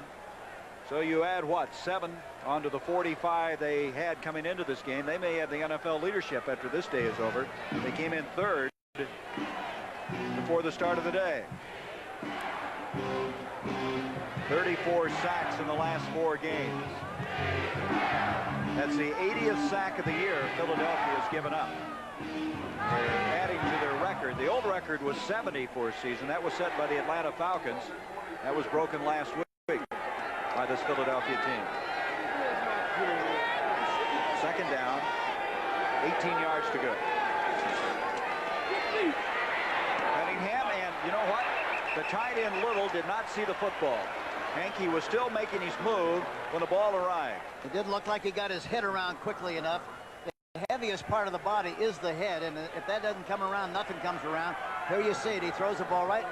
It didn't look, and the other thing, I think it hit his shoulder pads and bounced right out of there. Little, the backup tight end, he started the first 3 games for the Eagles in place of John Spagnuolo. Spagnuolo has reclaimed that spot, and Little dropping a wide open pass makes it 3rd and 18. And the Raiders come in with 5 and 6 backs on occasions. They call their 6 backs package. They call that bandit. 5 backs are pirate. 7 backs are outlaw, and 8 is desperado. That's intimidating. Yep. 3rd and 18. The protection is there. Cunningham, bad pass, but it's deflected for the completion. It's going to be short of the 1st down, though. Quick made the catch on the deflection. That ball was really thrown poorly. Cunningham way off target, but the Eagles come out of there with a gain. Watch this now. Comes down to the inside, and watch the ball hit. 57, Jerry Robinson, and deflected and caught by Mike Quick, number 82. 4th down, they're going to have to punt. Here again, there's a great illustration. Hits the pad. Watch it hits the shoulder pad. Watch this. Boom. Bounces right out of there. Hit the shoulder pads and bounce right out of there like it hit a brick wall.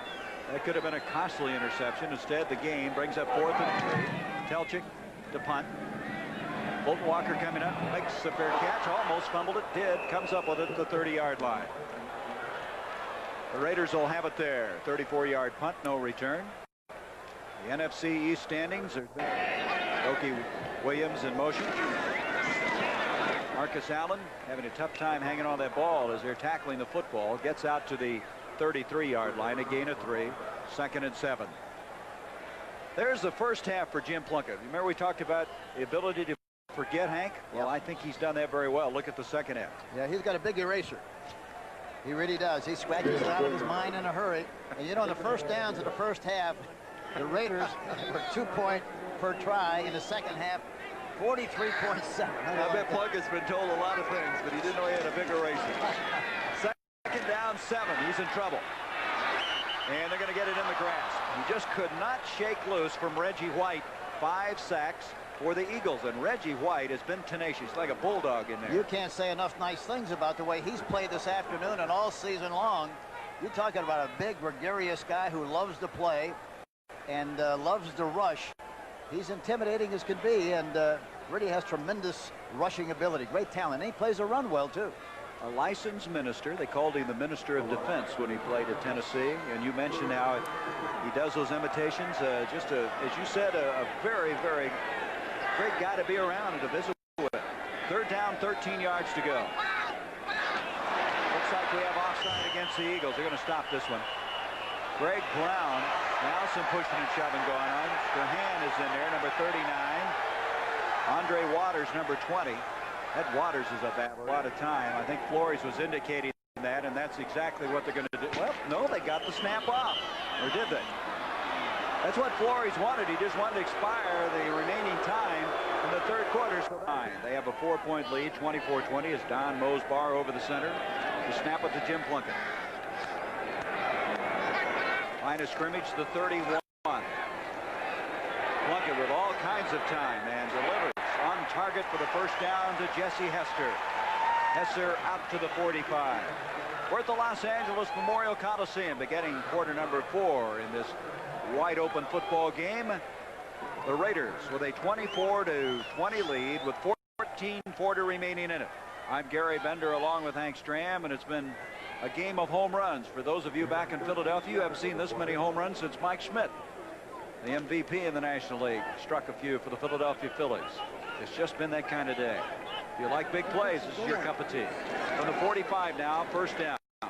Plunkett going deep. Some bumping going on between Cooper and Hester. No penalty flag. Looks like they were both trying desperately to make a play, and they bumped into each other inadvertently. No penalty on the play. Evan Cooper squeaking a little bit on the play. Watch the ball. There's one-on-one coverage. And they tangle, their feet tangle a little bit. It looks like Hester trying to make the play, and they both collide and go to the turf. No penalty on the play. Think Cooper's going to have nightmares tonight? How many times has he been going back trying to chase number 84? Well, it isn't an indication that he's so bad. He's a very fine corner. They have so much respect for Roy Nelly Young on the other side.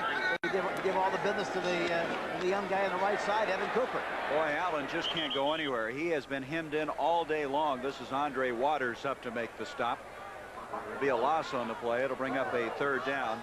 When leading after 3 quarters, the Raiders are 37-4. We talked about how tough they are down the stretch. Well, they're tough in the 4th quarter, too. Well, and the Eagles are tough to run against. They've given up 129 yards a game rushing. And on the other side of the football, the Raiders are even tougher defensively. They've only given up 95 yards per game rushing. Line of scrimmage now, the 43-yard line. Third down, 12 yards to go. Last 4 passes that Plunkett has thrown, they've gone to Jesse Hester, and with good result. Plunkett looking. Christensen, he can't hang on. Is it going to be ruled incomplete or a fumble? They're going to rule the ball is Philadelphia's. It was ruled a completion and a fumble recovery, and we have people running all over the football field. The Eagles would get it at the 41. Christensen took a real shot at the point he caught the football. And it looked like Terry Hogue that time really gave him a shot, number 34. Let's see what happens here. Watch Hogue, 34, on Todd Christensen. He makes the catch, and watch him get the shot here. Oh, no, here it is. It's Evan Cooper, and then Terry Hogue comes in from the backside to clean up a little bit. The ball bounces loose. And that's Hogue that got on the football. Yep. That's only his 2nd catch of the day. Christensen needed 4 to get to 80 for the day. See, they're keeping both backs in. It's a high catch. He gets jarred. The ball pops out of there. And Terry Hogue recovers the fumble, and now it's the Eagles, 1st and 10. Christensen was coming off of a game where he caught 11 passes for 175. He's had only 2 catches today, and of course, this last one, a fumble, setting it up the 41-yard line. That, by the way, Hank, in a game as big as this has been, as far as the big plays, is the first turnover. Yeah, and the other thing that's interesting to watch, let's take a look at it again. Watch Christensen over the top.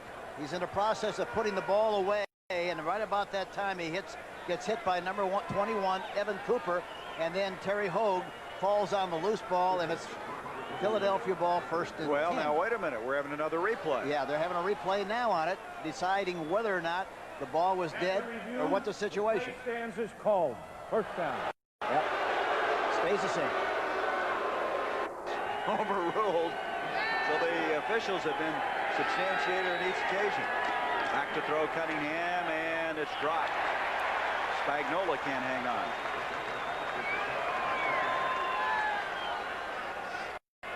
So it's going to bring up a 2nd down. Here we go. 2nd down, 10. Cunningham rolling out, buying some time, and throws it complete, and that's Little, Dave Little. After Spagnola dropped the ball, Little comes in. He latches onto this one, and it's a 26-yard gain. And that's one of the seesaw back and forth. After that 26-yard completion, the Eagles have it first down at the 33 of Los Angeles. Cunningham, a little down and out pattern, completed to Michael Haddix, who's in the game for the first time. Number 26, their 1st-round draft pick in 1983. They made a strategy switch here. Instead of throwing from the pocket like they've done most of the time, now they're moving a pocket. They rolled left one time, and now they roll to the right. And he had plenty of time to throw the ball and completed both passes on the run. Cunningham did say, though, once his protection gets better, he would like to be a drop-back passer. Well, he said the thing he liked best would be to throw play understandable because you slow down the linebackers and have a much better chance to make big plays. 2nd and 7, 189 yards passing for Cunningham, trying to add to that, and he does. The catch by Quick. Quick to the 10, and he'll be dropped there. Good open field maneuvering that time. Mike Haynes stayed with him. But it's another first down for Philadelphia. That done. 19-yard pickup. Quick now, 7 catches, 135 yards. Well, now they got bump and run on both sides of the ball. Let's see if they go up on top for a play. Rolling again this time. Rolling there it in is. The end zone. Touchdown, Quick. There it is on top. Big play. Quick with his 3rd touchdown catch of the day. And it looked like that time. McFadden point after. On the way. It's good. It's 27-24. Quick now with 8 catches, 145 yards, 3 touchdowns. The Eagles have the lead. Hayes, 37, who's one of the best in the business, and they get another touchdown. Interestingly, on that last drive, Hank, Cunningham was 4 of 5 for 58 yards. Engineered it so effectively. Boy, they're a handful right now. They are, and they're getting confidence, more and more confidence as they go along. Stephon Adams dropped as he comes across the 20 to the 22-yard line. Now some more pushing and shoving going on. Speaking of protection, that reminds me, we got some guys who the protection of our country is in very good hands of, and that's Army-Navy, which will be coming up next Saturday, and we'll be talking more about that. First down now. Steve Strahan is checked in at fullback for the Raiders. Plunkett on his back foot throwing, and that's going to be intercepted. Evan Cooper's got it, number 21. He's been picked on all day. There's a penalty flag as Cooper makes it to the 30, still on his feet to the 20-yard line. That's got to give Cooper some satisfaction after all that's been going on. Yeah, it wasn't anything he did defensively. He just threw in the ball. He was the only guy open on the pattern. We have a personal foul against Philadelphia. Well, that's right. I don't know what Plunkett was throwing to or who he was throwing to on that play. He never looked to the outside at all that time. Gary, the receiver on the left side, was wide open on an outside move, and he threw the ball deep downfield, and it looked like the receiver might have pulled up lame, and I can't tell who it was. I think it was Personal foul, unnecessary roughness, number 43, after the interception. 15 yards, first down. Boy, Nell Young is guilty of that 15-yard penalty. Buddy Ryan wants to know why. Jesse Hester was a guy running the pattern. Looked like he pulled up lame on the play. Looked like he pulled a muscle. There's Young coming off in disbelief. I did not see the personal foul. But anyway, the Eagles will have the football. They're just going to have a 15-yard. That's a major difference in this game. They had the ball clear down inside the 30-yard line. We'll try to get a further status on this man who pulled up. Could just be a cramp, but whatever it was, it precipitated the turnover. And so now the line of scrimmage will be set up at the 27-yard line. The Eagles still have the ball, but not with the field position they wanted. Cunningham over the middle, Spagnola the tight end. He'll drag somebody with him. He gets to the 35-yard line. He's 6'4", 240 pounds, 3 yards to go. Cunningham now has hit his last 5 passes. Fire straight ahead to the 37. Plunkett with 252 yards passing, which brings us to this stage of the game at the 37-yard line. 3rd down and a yard to go. You might see him roll out here. He's done that in the past, trying to get the first down himself. Let's see what he does. No, he gives it to the fullback. Oh, and he pops through there for the yardage. He being Tony, and Tony to the 41-yard line. For those of you who are expecting to see 60 minutes at this particular stage of the day, it will be following this game except on the Pacific and Mountain Time zones. This game running a little bit long as we've had so many scoring plays. As the Eagles now keep the football, they have a first down out across the 40-yard line as Buddy Ryan's team, who's lost 4 straight by a total of 12 points, are in a real shootout here in the West. The Wild and Woolly West, as they have matched the Raiders who desperately desperately need to win to stay in the division chase in the AFC West. First down from the 41. Byers, who did not start the game but now seeing some playing time. The rookie from Ohio State, up to about the 43-yard line. Stacy Turan, number 30, the strong safety, over to make the stop. 8:43 left in this football game.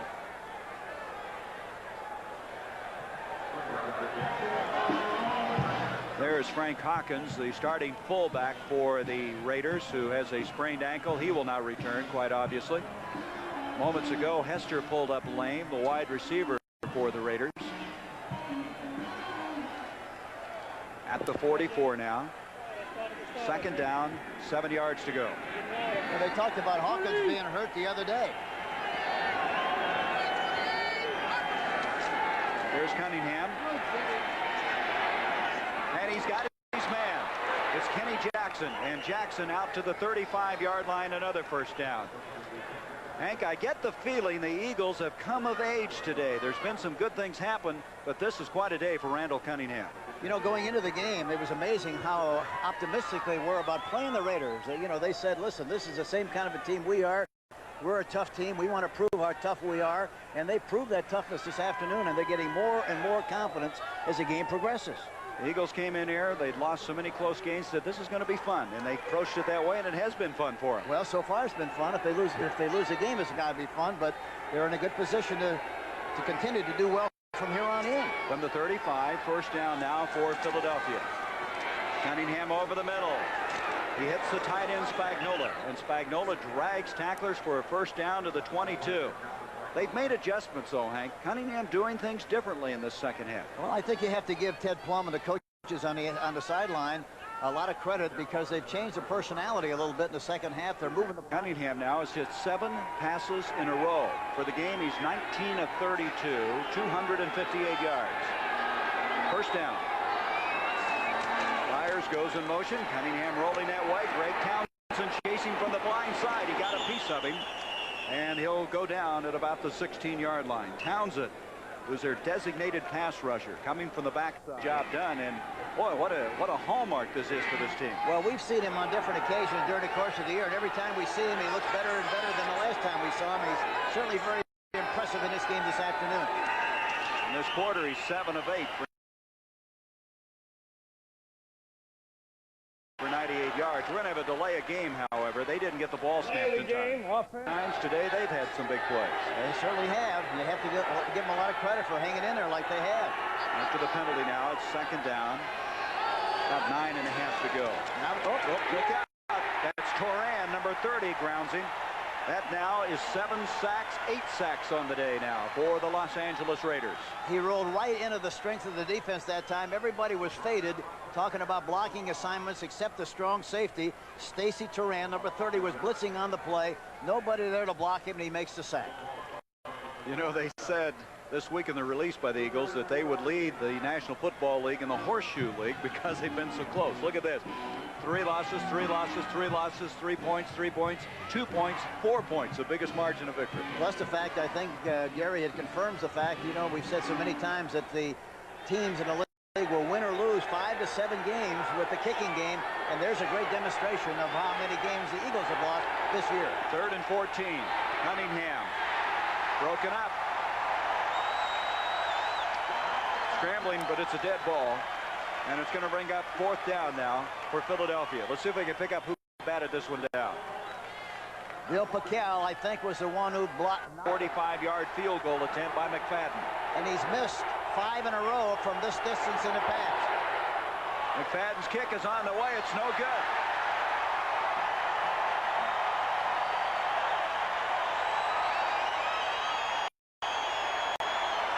McFadden was 2 of 7 outside the 40. McFadden misses from 45 yards. They trail by 3 on first down. Plunkett to throw over the middle. Marcus Allen, 50, 45, and knocked out of bounds at the 40.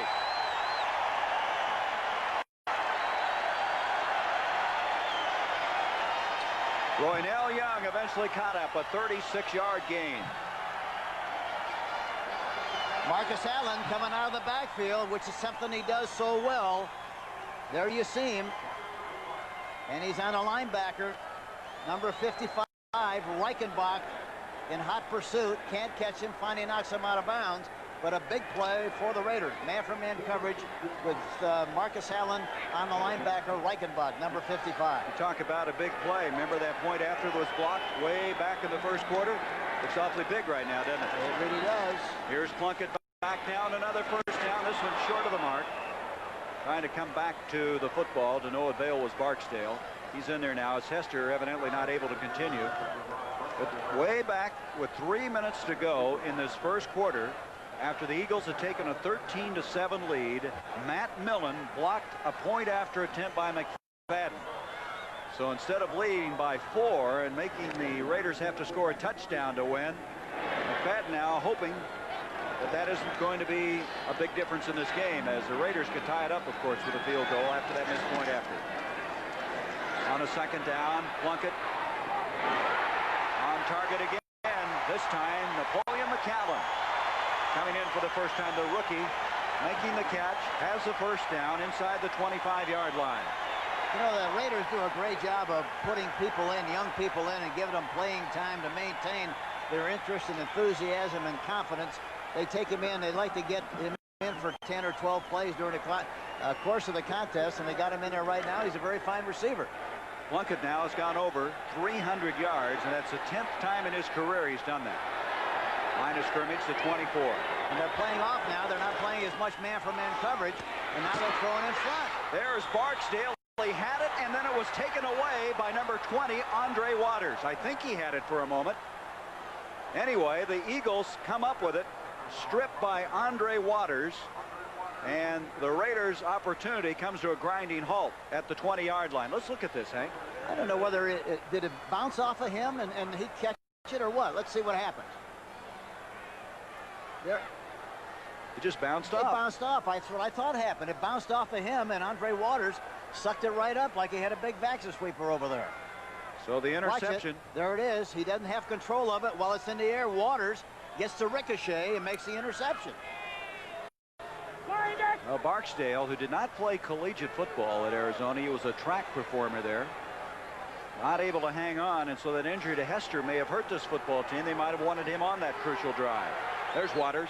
Buddy Ryan likes him. He says he checked into shape, and he showed me he was a hitter early in the year. Here's Byers protecting the football out to the 25-yard line. Both teams have all 3 timeouts remaining. 2:45 left in the game. Line of scrimmage to 25, second down, still 6, almost 7 yards to go. Again, for those of you expecting to see 60 minutes, this game has been running long. We'll be joining that as soon as possible, except for those of you in the Pacific and Mountain time zones. Tom Flores, his team, if they're going to have chances of winning this AFC West, needs a victory somehow today. They trailed the Broncos by a game coming into today's action. There's a penalty flag. You know, the unusual thing about this game, Howie Long has not been mentioned. We haven't had occasion to mention him in the entire game. Number 75. False start, number 62 offense. 5 yards, still second down. That's Nick Hayden, who is a former Raider. He was a 7th-round draft pick a year ago. Well, you know, I think, Hank, it shows you when you're out for 2 games with an injury, you just don't pick up where you left off. Yeah, the great player that he is, you're right. You miss a couple, and it's hard to get back in the rhythm and the groove of things. There's Hayden, another one of those Penn Staters who are seeing action today. 1 of 3 for the Eagles. Look at this. Denver now winning, so that puts even more pressure on the Raiders. We're going to be back. 2 minutes, 8 seconds left to go. Brent, that's what we were just thinking. They have, even though they were trailing everybody in the NFC East except St. Louis, they have certainly won some friends and some followers here today. What a job they've done. Second down now, 11. Cunningham, as Los Angeles using their first timeout a while ago, trying to hit quick. That'll stop the clock. And with 2:02, they'll run another play, then go the 2-minute warning, and the Raiders are in pretty good shape right here. Yeah, they really are. And that time they moved the pocket again to escape all the pressure from the inside. They had a 4-man rush that time, try to get more pressure on the quarterback, but in spite of that, he threw the ball, but he had to throw it before he really wanted to, and it falls incomplete. And the worst thing about it is he stopped the clock. That's exactly right. It's third down. The Raiders now have 2 timeouts left. They're going to get another stoppage of the clock. They still have 3 timeouts left. That's what happens. That's right, counting the 2-minute warning. Right. Here we go. Third down, 11 now for Philadelphia. Pressure coming. Cunningham scrambling out of there. And he's got his man. It's Tony. And Tony has a first down catch. And they may have slammed the door in the face of the Raiders.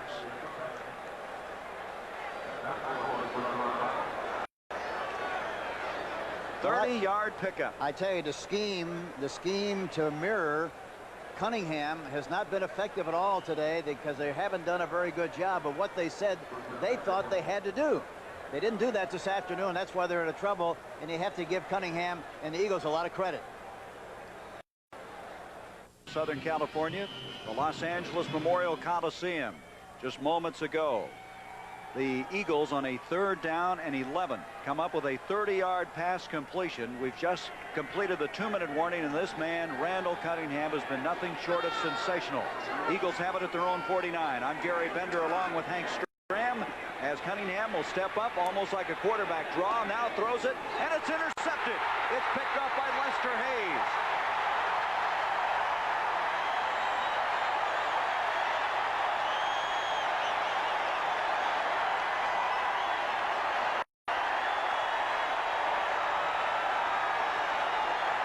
Hank, the first question is, why throw that football? Boy, you talk about an incredible play. Look at this. He's in the pocket. It caves in. He takes off and runs, throws the ball on the run, and the ball is right on the money. It's right on the money, except it bobbles out of his hands, and Lester Hayes comes up with the interception. Boy, what a great shot. Great interception. And this is where the Raiders, this is where they shine. Let's see if they can get it done here in the last minute and 43 seconds. And he pulls even with Willie Brown, the all-time interception leader for the Raiders. The Hall of Famer. Plunkett back on first down over the middle. Todd Christensen's got it. Dropped it to 35. Hank, to go back to that play, they don't need to be threading the needle that tight when you're leading and you're trying to kill the remaining time. It isn't the fact that they threw the ball, the fact that they didn't catch it. That was the problem. You can't fault them for the call. They're on the attack. They're trying to keep the ball away from the Raiders. They just dropped the football, and now the Raiders are already getting close to field goal situation. They trail by 3. Plunkett throwing again. Barksdale makes the catch, goes out of bounds, stops the clock with a minute 11.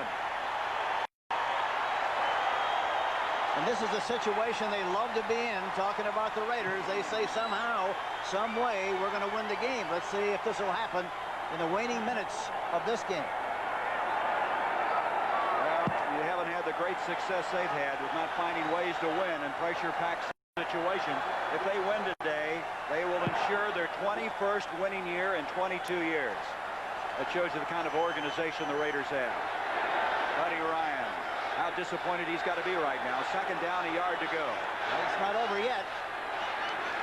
Plunkett, wide open. No, it's incomplete. Dokie Williams could not hang on.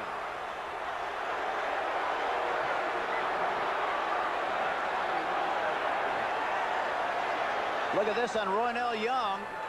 Watch this now. He takes him. He's inside to begin with. He gets him turned, and look at him break to the outside into the corner area. He's wide open. Made a beautiful move, and the ball is too far out in front. He should have still had the ball. Ooh, boy, that'd have been a great catch, though, if he'd had this one. Yeah, but he had his hands on it, and had he been able to pull it in, it would have been a sensational catch. But those are the kind of catches they make. 3rd down in the yard. They got to get that first down now, and they do. And now the Raiders going to ask for a timeout, and that will leave them with 1 as they're at the 24. A little excitement here. There's been excitement everywhere. Let's check with it. Here's Brent Musburger. Thank you for catches up to date. Let's catch you up to date here now. 59 seconds left. The Raiders have 1 timeout remaining. They did get the first down on that last carry. They're at the Philadelphia 24-yard line. 27-24. Philadelphia the lead. New England, Denver winning today. Cleveland winning. The Jets losing. Boy, is it tight. Too close to call. And here we go. First down.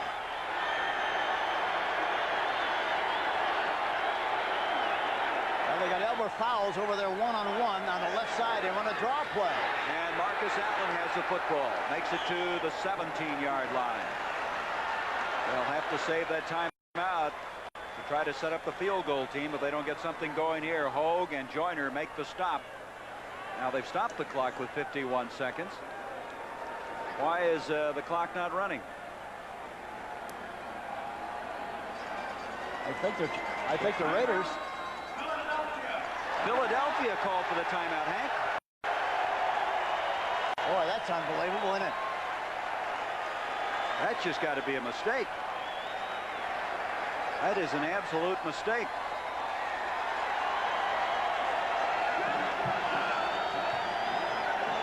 Well, what we have is a second down and about 5 yards to go. The Raiders have one precious timeout left. The Eagles using their first of the second half. And this man, Chris Barr, who was so excited Saturday after being told he had won or had passed the bar to practice law here, right now may have the biggest play of the game coming up. I think they got plenty of time to take a couple of shots. One, I would try to get the ball to the guy they don't expect to get it, and that's Todd Christensen. If he can get a one-on-one situation, it'd be a good chance for a big play to him or Marcus Allen, one of the two. Let's see what they choose to do on these last couple of plays. Not all will be contingent on what kind of coverage they get. If they get bump and run, they might have tried to do something on top in this short area, but if they don't, they might try to go to the tight end or Marcus Allen one-on-one. The Eagles calling that timeout. They're such a young team. They have 15 rookies and first-year players, 5 of whom are starting. Here we go. Second down. Boy, Todd Christensen got a great situation there if they get the... Looked to me like Marcus Allen might have moved in the backfield. Here they go to Allen, and Allen inside the 10, dropped at the 9-yard line. He may have come to a stop, though, before that ball was snapped. Time running down now with 37 seconds. First down, first and goal at the 9. Still think they ought to try to get the ball to Todd Christensen here. They've got a lot of room in that area. Here is Plunkett, just getting rid of it. Stopping it with 23 seconds. Barksdale closest to the football.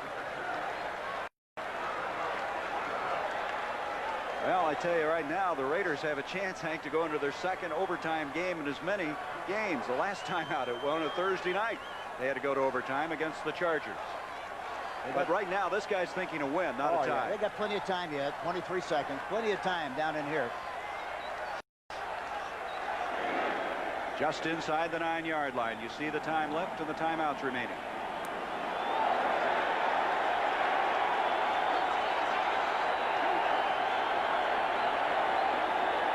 That's Barksdale in motion. Plunkett. Again, no connection to Barksdale. They're covering Todd Christensen with a linebacker. Gary Cobb was covering on the last play, and I'm surprised they don't try to do a little business to him. Well, it comes to a third down. When you're a coach and you got a kicker walking around like that, Hank, do you say anything to him or you just leave him alone? Yeah, you really don't want to disturb him. You really, you just let him. He knows what he has to do. He knows the importance of it. You talk to him, you might put too much pressure on him. Here we go. Third down from the 8. Boy, look at Todd Christensen one-on-one on the outside. No, he's going to keep him in. Plunkett under some pressure. And he had to get rid of it, and we're going to come to a field goal attempt. We'll try to send this one into overtime.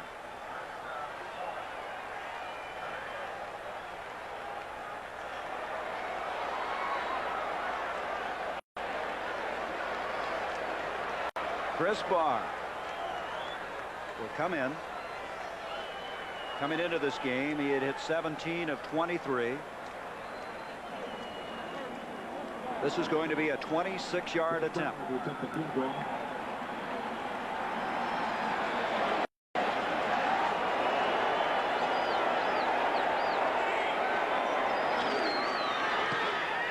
kick is on the way, and we're all even.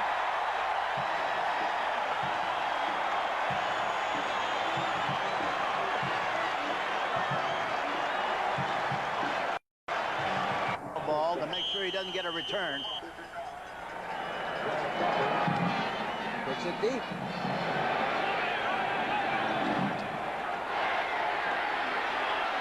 This is Charles Crawford, the rookie from Oklahoma State, and he's hanging on for dear life. Brings it out to the 20-yard line with 4 seconds left. It's the history of the franchise. Got to win those close ones, right? You bet. We're 4 seconds away from overtime.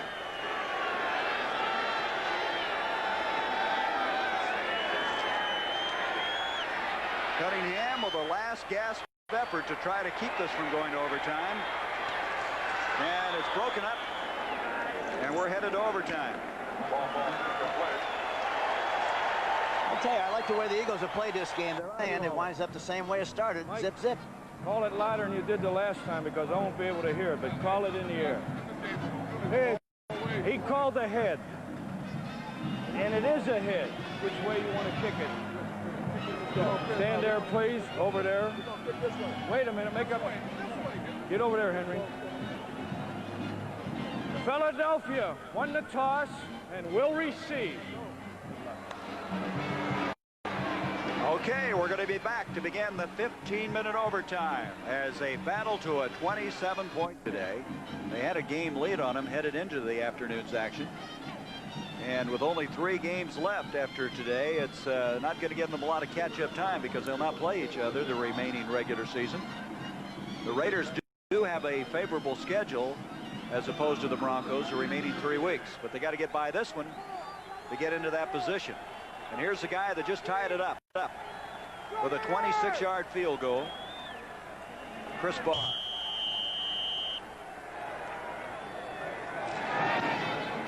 Second overtime of the year for both these clubs. Crawford will bring it out to the 20. Charles Crawford out to the 25-yard line. To look ahead to the Los Angeles Raiders' remaining schedule, they have 2 of them at home. They go to Seattle, who has really rebounded, as you saw on Thanksgiving Day against Dallas. But then they have Kansas City here, and then the winless Colts. Denver, on the other hand, has a more difficult road to hoe, no question about it. They also play Seattle at Seattle. They're at Kansas City, and then you know how Washington's rolling right now. The Redskins on December 13th. At the 24 now. The Eagles in this overtime game will start this series. They're in a double tight offense with double receivers on the outside, hoping for man coverage. There is Tony, who made that big catch. It looked like it was going to slam the door in the Raiders' face, only to later have an interception. And that stop is made after a gain just across the 25-yard line. It'll bring up second down and still 7 yards to go. The Raiders expressed their concern and respect for the way they're playing offensively. Talking about Philadelphia, they played a double zone that time against a formation that normally they would play man for man. Line of scrimmage will be the 26. Second down, 7 yards to go. Here's an opportunity on the left side. Keith Myers has played a lot in this 4th quarter. It bent backwards that time. That's Jerry Robinson, number 57. He didn't play with Byers when he was in Philadelphia, but he's played against a lot of these guys, and he bent him backwards, and it'll bring up a 3rd down and 5. See, that's a mistake in my mind because, you know, if you don't get the first down here, you get to kick the ball away, the game could be over. They had an opportunity for a big play that time. They had one-on-one coverage, and they did not take advantage of the opportunity. Hank, I've learned from you, you got to keep your personality going, and their personality has not been to play it that close to the vest. No, that's right, and especially when you get an opportunity, you got to take advantage of it, and they didn't on the last play. Now they got it again on both outside receivers. Let's see if they try to go up on top. They're rolling right. Cunningham buying some time. Somehow gets out of there, but he's not going to get the first down. Bill Pickell is there. Sean Jones is there. Boy, Hank, that's a very good point. Sometimes when you get under some pressure situations, especially overtime, you go back to some things that you weren't doing. Well, you see, when you have 1-for-1 outside coverage, then, you know, you don't have to do anything fancy. Just go back in the pocket and throw the ball up on top. Don't try to move the pocket in that situation. That's what they tried to do. By the time they got there, why the stadium fell in. Now they're in a punting situation. It could mean the game for them. That's the 9th sack of the game now for the Raiders. And the Raiders are not going to. They're not going to try to block the kick. They don't want to take a chance of roughing the kicker. They'll just let him kick it. Telchik hitting it to Fulton Walker. Walker inside the 25 of Los Angeles, fumbled the ball, but he got on it. And so the Raiders will have it now at the 25. 48-yard punt. That's where Los Angeles will start this overtime drive. Jim Plunkett with 339 yards passing, and still his team is all even at 27. Christensen, but getting there at the right time was Andre Waters. Waters has been flying all over the football field. Well, that time again, they changed their coverage that time. They were in zone coverage, and by the time the ball got there, why, Andre Waters reacted extremely well. Watch it now. Look at Waters on the line of scrimmage almost, and he runs right out of there to help. The ball's in the air. He sees it fly. Look at him come now. Look at him come. Makes a play and almost intercepted the pass. But that time they were in zone, and I think they expected man-for-man coverage. Waters has 5 interceptions this year. Second down now, 10 from the 25. Waters now coming inside like he's going to blitz. He is. There he does. They picked it up, though. Here's Marcus Allen then trying to slant outside. Bounces off of people. And he gets across the 30 to the 31. Be 4 yards short of the first down. Elbert fouls over to make the stop, number 29. Again, for those of you expecting to see 60 minutes, it will follow after the conclusion of this game, except, of course, in the Pacific and Mountain time zones. Of course, if we battle through 15 minutes of this game and it doesn't change, we end up even. That's the way it ends. And that's happened this year. Atlanta and San Francisco earlier. Allen now has carried the ball 22 times for 54 yards. Buddy Ryan said we got to hold him under 100 yards. They've done a great job of that. Third down, 4. Plunkett over the middle, overthrown. Trying to get Dokie Williams, make that Barksdale open over the corner and through the middle, and it just didn't develop. And there's another great illustration of what happens when you...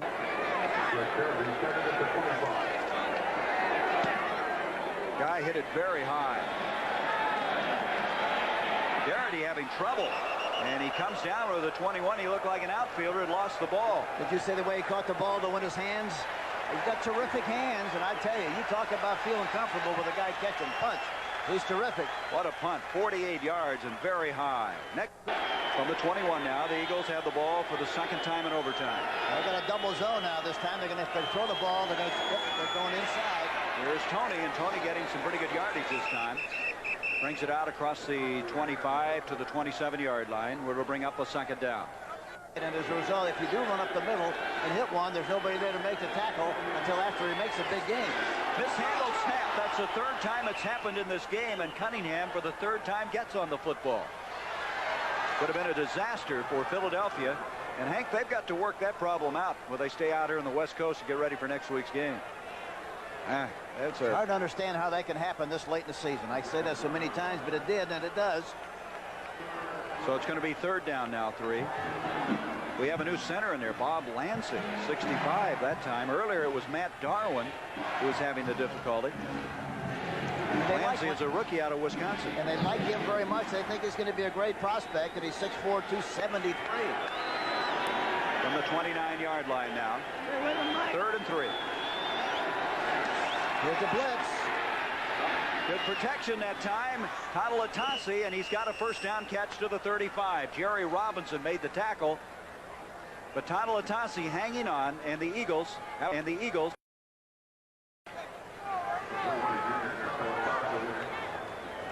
NFC, earlier today, we were updating some scores for you. Of course, all the other games being completed. The Bears clinching the NFC Central. Washington winning. They clinched a wild card spot. The Rams winning over the Jets. Giants will play Monday night, tomorrow night, against the 49ers, and Dallas on the edge. Who do you like in that, Hank? Oh, I think right now, I think the Washington Redskins are the best team of the bunch. From the 35 now, first down. Cunningham to Tatalatasi. And he's not going to quite make it to the 40-yard line before he's shoved back. Eagles play St. Louis next week. And I would think the Cardinals, if they're seeing this game today, got to be concerned about the offense that Philadelphia's been throwing at this Raider football team. Well, Cunningham, you know, just drives you bananas. Trying to keep him in the pocket, keep him contained, and worried about who's going to stop him and who's going to mirror him and who's going to be the cop. And each week we talk to people who are going to do that, and none of them do a very good job. Cunningham is 2 yards short now of 300-yard passing day. Second down and 7.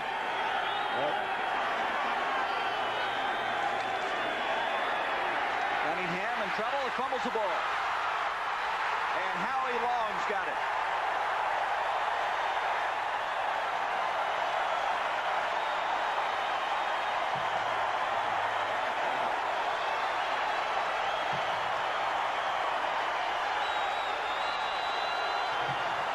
Well, he comes up with a big play. He hasn't had a great game, but he's got a big play here. There he is in the pocket. Robinson blitzing from the outside. Pressure in the inside. The ball is knocked out of his hands.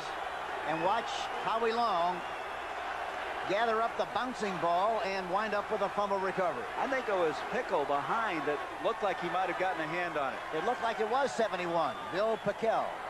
And so Long comes up with it, and they set it up at the 42 of Philadelphia. Strahan in the backfield with Marcus Allen. Plunkett, he couldn't even see the receiver that time. Pressure coming.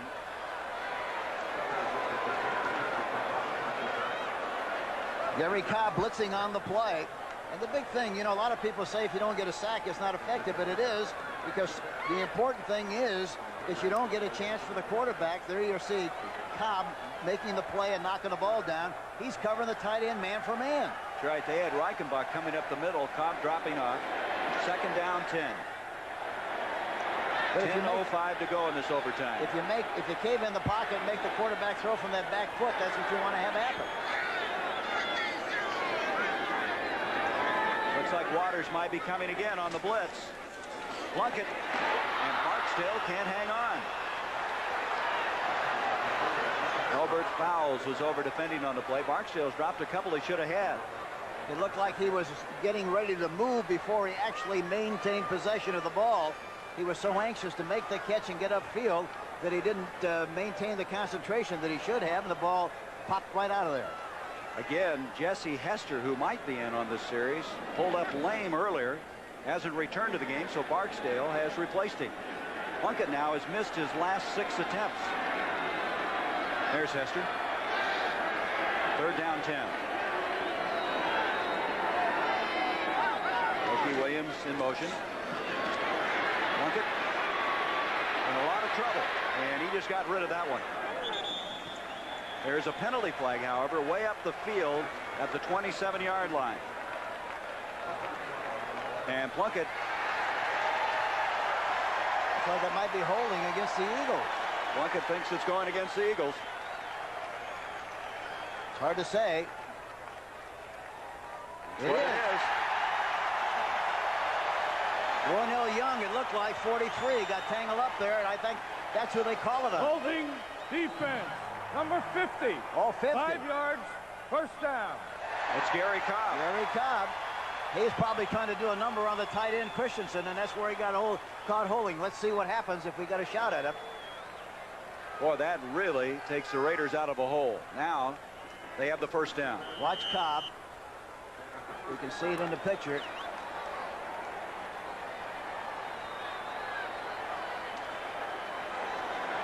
Got to be out here. You saw him. He bumped Christensen, Hank, inside the 30-yard line. There again. So he's playing man for man on the tight end. First down now.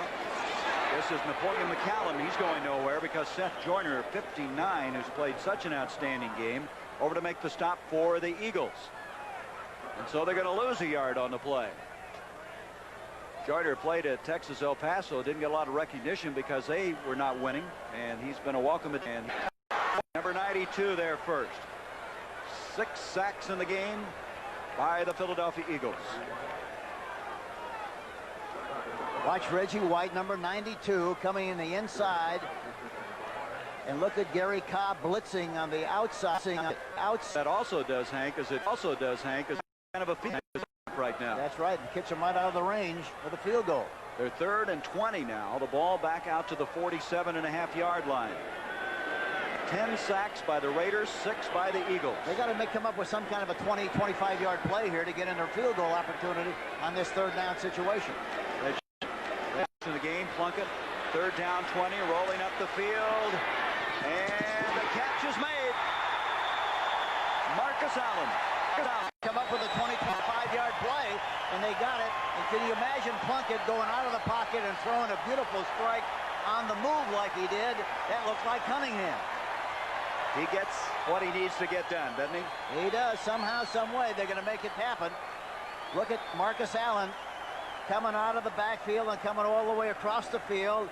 They drop coverage on him. He's rolling to the right, puts the ball right on the numbers. Incredible. Roynell Young finally makes the tackle, number 43. Boy, what a play by Plunkett. 27-yard pickup to the 20-yard line. Allen has 5 catches for 91 yards. Here he comes again. And he's close to the 15-yard line. Second down coming up. Reichenbach, Waters make the stop for the Eagles. See, the scouting report on Plunkett is make him run and throw the ball. So what's he do? He runs and throws the ball right on target. Sure, the plan was to flush him out of the pocket with some inside pressure. And that time they did exactly what they wanted to have done. And in spite of that, he still makes a great play. From the 16 is where they're going to mark it. Second down, 6 yards to go.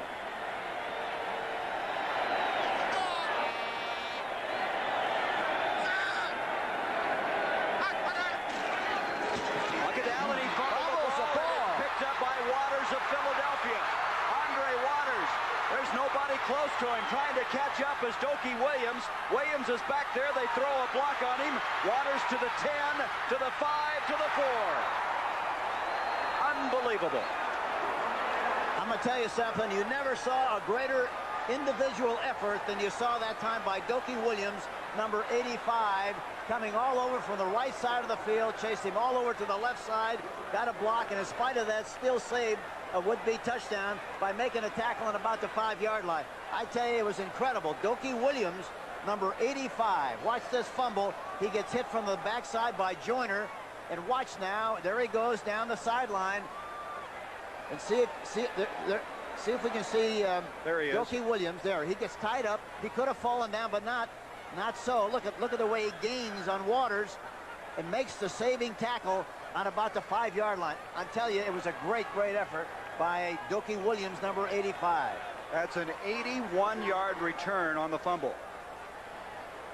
But Williams just overhauled Waters. You talk about difference in speed. Of course, Williams is a great track man at UCLA. Won the long jump. Didn't play that much football at UCLA. Was an All-American track performer. And there's Waters. Set it up. First and goal to the 4, and another big play, another home run, if you prefer. And there is Cunningham trying to sneak it closer. Talk about changing complexion of a football game, Coach. All of a sudden, they were trying to, at worst, settle for a field goal, and the ball goes 81 yards the other way. Amazing.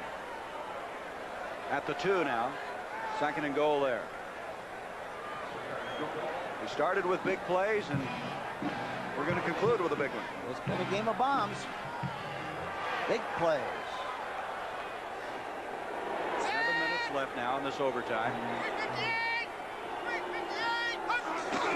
And trying to take it in, and no indication. Waiting, touchdown. For the touchdown. They have the touchdown, and the Eagles have won it in overtime.